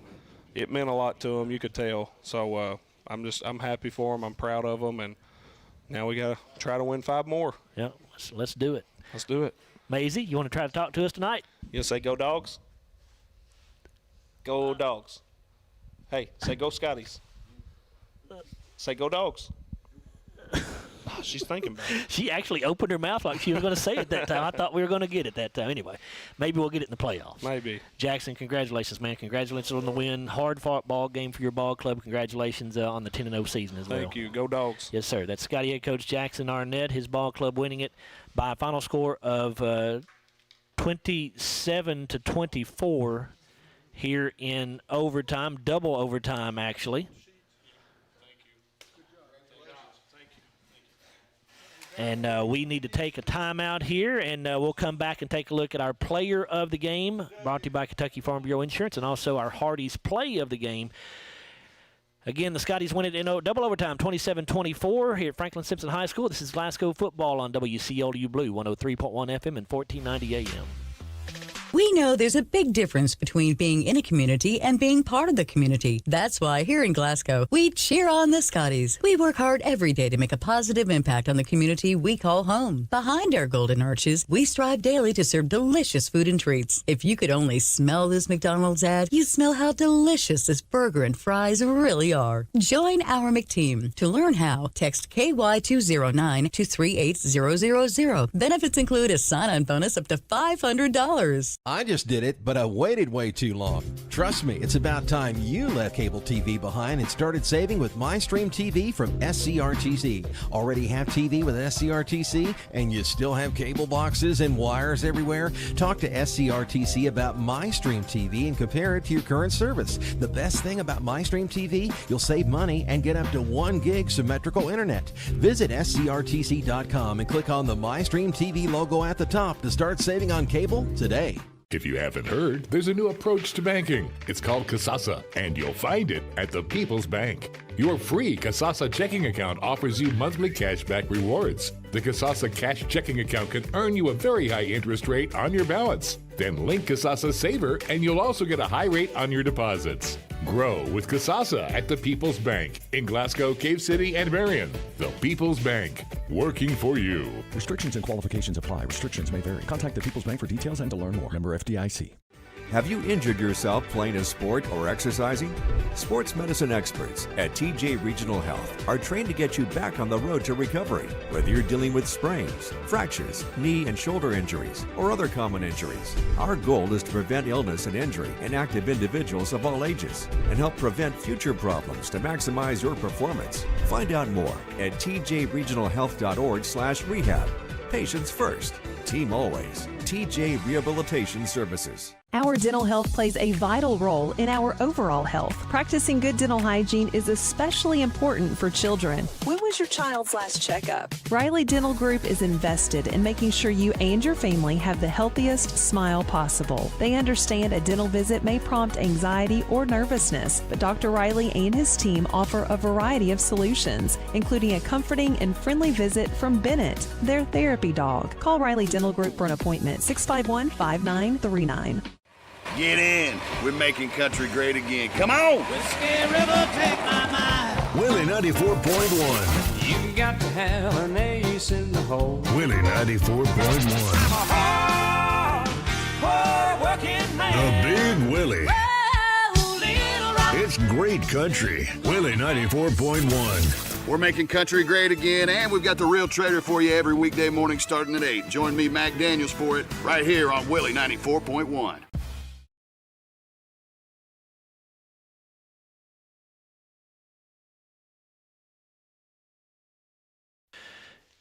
Back here on the TJ Regional Health Postgame Show, Glasgow winning it in double overtime to finish the regular season undefeated at 10-0. Final score here 27-24 over Franklin-Simpson. Let's take a look at our Hardy's play of the game, and for that we go to the final play of the game. It was the touchdown pass from 3 yards out from Hudson Gunn to Jarek Martin to win the ball game in the second overtime. That will be our Hardy's play of the game, brought to you by Hardy's Restaurants. And now time to look at our player of the game tonight. As usual, several good candidates here for the Scotties, but Jalen Bradley, the junior wide receiver, catches 7 passes for 123 yards and 3 touchdowns. He had a long reception of 46 that went for a touchdown. So Jalen Bradley will be our Kentucky Farm Bureau Insurance player of the game, and that is brought to you by Kentucky Farm Bureau Insurance agent Joe Myers. Time to take one more break. We'll come back here on the TJ Regional Health Postgame Show and wrap things up here from Franklin-Simpson High School. This is Glasgow football on WCLU Blue, 103.1 FM and 1490 AM. Right left, Martin wide to the right. Here's a wide receiver screen caught by Jones at the 25, trying to find some room. He's got the 30, the 35. Hudson Gum throws into the end zone. Caught! Touchdown, Scotties! That's Jarek Martin. Gum will throw here. Has time now looking down the middle of the field. Man, it's open. Caught! Touchdown, Jarek Martin. Swing pass to Bradley out of the backfield. Jalen looking for some room. Has to make some men miss. Now reverses field all the way around to the other side of the field. He's got the 15, he's got the 10, he's got the 5, and he's got the end zone. Touchdown, Scotties! On 4th and 6 from their own 47-yard line. 2 receivers each way. Gum does snap it. Hudson looking. Now steps up. He's got all kinds of room. He'll have his first down across the 45 to the 40 to the 39-yard line. Heads up play that time by Hudson Gum. 35, 40. And going to be dragged down from out. The ball comes out, and Glasgow got on it. Boy, Travis Collar made a great play right there. Came in from behind to tackle DeWeese. comes White in motion from his wingback spot to give it off to the fullback Orvis, and the ball popped out. And Glasgow saying they have it, and here comes Stephen Garrett with the football. Nice. Just what the Scotties needed. Scotty's going to have to hurry to get this one off, and they do get it off. Gum looking over the middle field for Bradley, wide open, caught at the 20, the 10, the 5, end zone, touchdown Scotties. And here is England. He'll give this off to Franklin. Zathan will power his way into the end zone, touchdown Scotties. Gives to Bull, Cam. Oh, it runs over a defender, my goodness, and down at the 30-yard line. Quick pitch to Bull around the right end, trying to get to the corner. He does. He's got the 10. He's got the 5, and he is into the end zone. Touchdown, Scotties.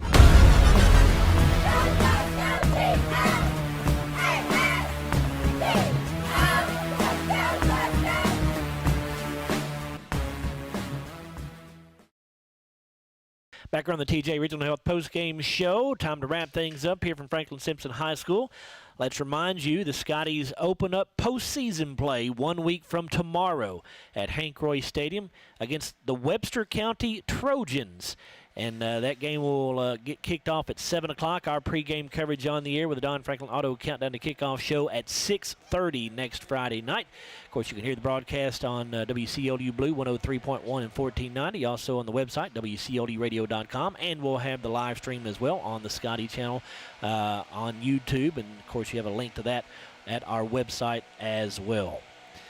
So that will wrap things up for us here again tonight. The Scotties complete only the 8th undefeated and untied regular season in the 107-year program history at Glasgow. Scotties getting their first undefeated season since the 2011 year when the Scotties went on to play in the state championship game before falling to Covington Holy Cross. We'll see if that same fate might await this Glasgow ball club. Once again, the final score in double overtime. Glasgow wins it 27-24. Our broadcast partners, or my broadcast partners on the night, of course, you had Jimmy Pruitt on the camera here tonight for our live video stream. You had Mr. Will Perkins, our video producer here on site. Jonathan Talley, our audio producer, back at the studio in downtown Glasgow.